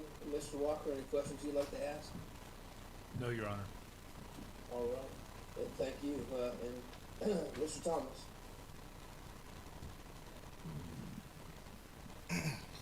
Good afternoon again, Your Honor. Again, my name is Carl Thomas, and I'm the floodplain manager for the town of Fort Myers Beach.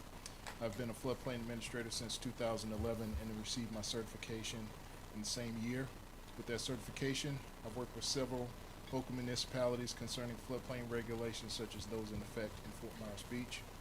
Since May of 2024, I've been specifically working with the town staff, representatives from FEMA, to meet the requirements of their post-disaster compliance report for Hurricane Ian included in Exhibit A of the agenda materials. I'm here to provide testimony regarding the non-compliance of the subject property, which is located in a high-risk flood zone. In September of 2024, I had conversations with Officer Yazzo regarding his concerns that the structures on the subject property were in violation of the town's floodplain regulations as claimed by FEMA in its compliance report. I then explained the criteria that would need to be satisfied for compliance with Chapter 6, Division 10, Sections 6-501 and 6-525 of the town's Land Development Code. A copy of Sections 6-501 and 6-525, along with an excerpt from ASCE 24-14, are included in Exhibit E of the agenda materials. In summary, I explained to Officer Yazzo that Section 6-501 states any structures located in the special flood hazard area, even if they are exempt from permitting per the Florida Building Code, must be designed in accordance with the American Society of Civil Engineers, ASCE for short, Standard 24-14 for flood-resistant design and construction, where compliance includes elevating the structure to a base flood elevation of 1 foot above sea level, base flood elevation plus 1 foot, anchoring the structure to remain in place during flood conditions, or having flood openings or breakaway walls to allow unobstructed passage of flood waters through the structure. Non-compliance with flood zone regulations not only increases vulnerability of the structure itself, but also poses significant risk to public safety, neighboring properties, and the environment. Additionally, it jeopardizes the community's participation in the National Flood Insurance Program and potential increases in insurance premiums for all policyholders. Subsequent to my September conversation with Officer Yazzo, I accompanied him on a site visit to the subject property during the second week in December, and most recently, a follow-up site visit yesterday on January 6, 2025. We discussed the requirements for compliance under the town's floodplain regulations. For illustration purposes of hazards non-compliant structures may cause, I have a photograph I received from Officer Yazzo taken after Hurricane Milton by Jeffrey Hogue, our Public Works Director, and it shows evidence of the non-compliant structure displaced and creating a hazard to residents of the town, and that's shown in Exhibit H. The non-compliant structure ended up in the area of North Estero Boulevard. The town does not know where the structure was initially located or its owner. In my opinion, similar displacement is possible with non-compliant structures such as the subject property, depending on the strength of the flood event. In summary, it is my opinion that the shipping container located on the subject property is non-compliant with the cited town's floodplain ordinance. I asked to include a copy of ASCE 24-14 and a photograph of this displaced container on record for this case. Thank you. All right, Ms. Dubridge, any additional questions? No, Your Honor. Mr. Walker? I have none, Your Honor. All right, very good. Is there anything else? Just some closing comments. So based on the sworn testimony and the evidence that's been presented to you, including the exhibits in the hearing agenda materials, the town is asking for an order finding a violation of 6-501, 6-525, and ASCE 24-14 as of January the 6th of 2025, requiring compliance with the town's codes or removal of the non-compliant structure within a reasonable time to be determined by Your Honor as the compliance date. Imposing a fine of $250 per day for each day the violation remains in effect past the compliance date. An administrative fee in the amount of $250, and authorization for the town to abate the violation by the removal of the non-compliant structure if it is not, if compliance is not attained by March the 1st of 2025, with any expenses incurred by the town to be paid by the property owner within 30 days. And if the town's expenses remain unpaid beyond the 30 days, the town will request certification of the amount owed to be imposed as a lien upon the property. And we have nothing else other to add. All right, thank you, Ms. Goodrich. Mr. Walker? Yes, Your Honor. We started out with these as just temporary containers. That's all they were initially meant for. We do use them in our business, but we took out a permit to first put them in its spot, which the expiration date on our permit says September of 2025. We have a permit to rebuild our building, which was a furniture store, and we were open right before Ian hit. So these containers are, I just submitted a permit recently to become compliant with the codes, to elevate them and anchor them in a position where originally, on our original permit for the rebuilding of the stores, that's where they were going to go. So this was just temporary while we were rebuilding the store. We have a permit in that anchors them and elevates them to make them flood compliant. So we aim to be in that point as soon as the permit is finally issued.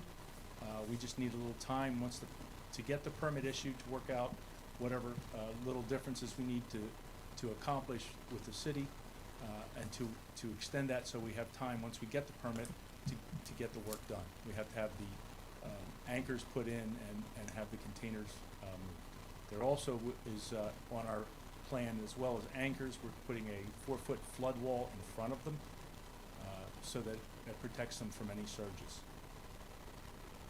Thank you. Mr. Walker, what's the time frame that you anticipate to complete that project? We're looking roughly about 4 weeks, 4 to 6 weeks after we receive the permit. And the permit's been applied for? Yes. All right, very good. Did you have any questions, Ms. Goodrich? It's not a question, but just a comment, Your Honor. You know, the town's primary goal is really to come into compliance with our codes. And we're willing to work with property owners, as I hope has been conveyed to you. We do have to provide a report to FEMA and some type of compliance plan. We would be willing to entertain that, to help some of these business owners to come into compliance. In the prior case, there was reference made to the building that we currently are in, which is Town Hall. Town Hall, the original Town Hall was devastated by Hurricane Ian and no longer exists. It was ultimately demolished. However, the town recognized too that we need to be in compliance, and we do have a plan to come into compliance. We have purchased a site, and FEMA is aware of that. So again, it's the ability to show that compliance is the ultimate goal and that there is a path towards achieving that. So with that said, I mean, we would be willing to work with the property owner, this property owner as well as others, to even come back to you with evidence of a compliance plan if that's something that you might consider. I mean, that is, I mean, you know, it may be a question of, having a finding of violation and establishing, a review, you know, a status review after the compliance date. In other words, if compliance is not achieved, come back before we impose a fine to see where things are. Submission of a compliance plan or working with the town to get, you know, an agreeable plan in place that can be, presented to FEMA as evidence of, you know, the town's good faith efforts to move forward towards compliance. I mean, seems like that's, would be a positive step. Seems that way to me anyway. No, I agree. I just wanted to make one comment. When we got notified 30 days that we had to be in compliance by November 17th, that's immediately started our engineer working on our diagram. It took him a while to get it to us, and as soon as I got it, we submitted the application for the permit.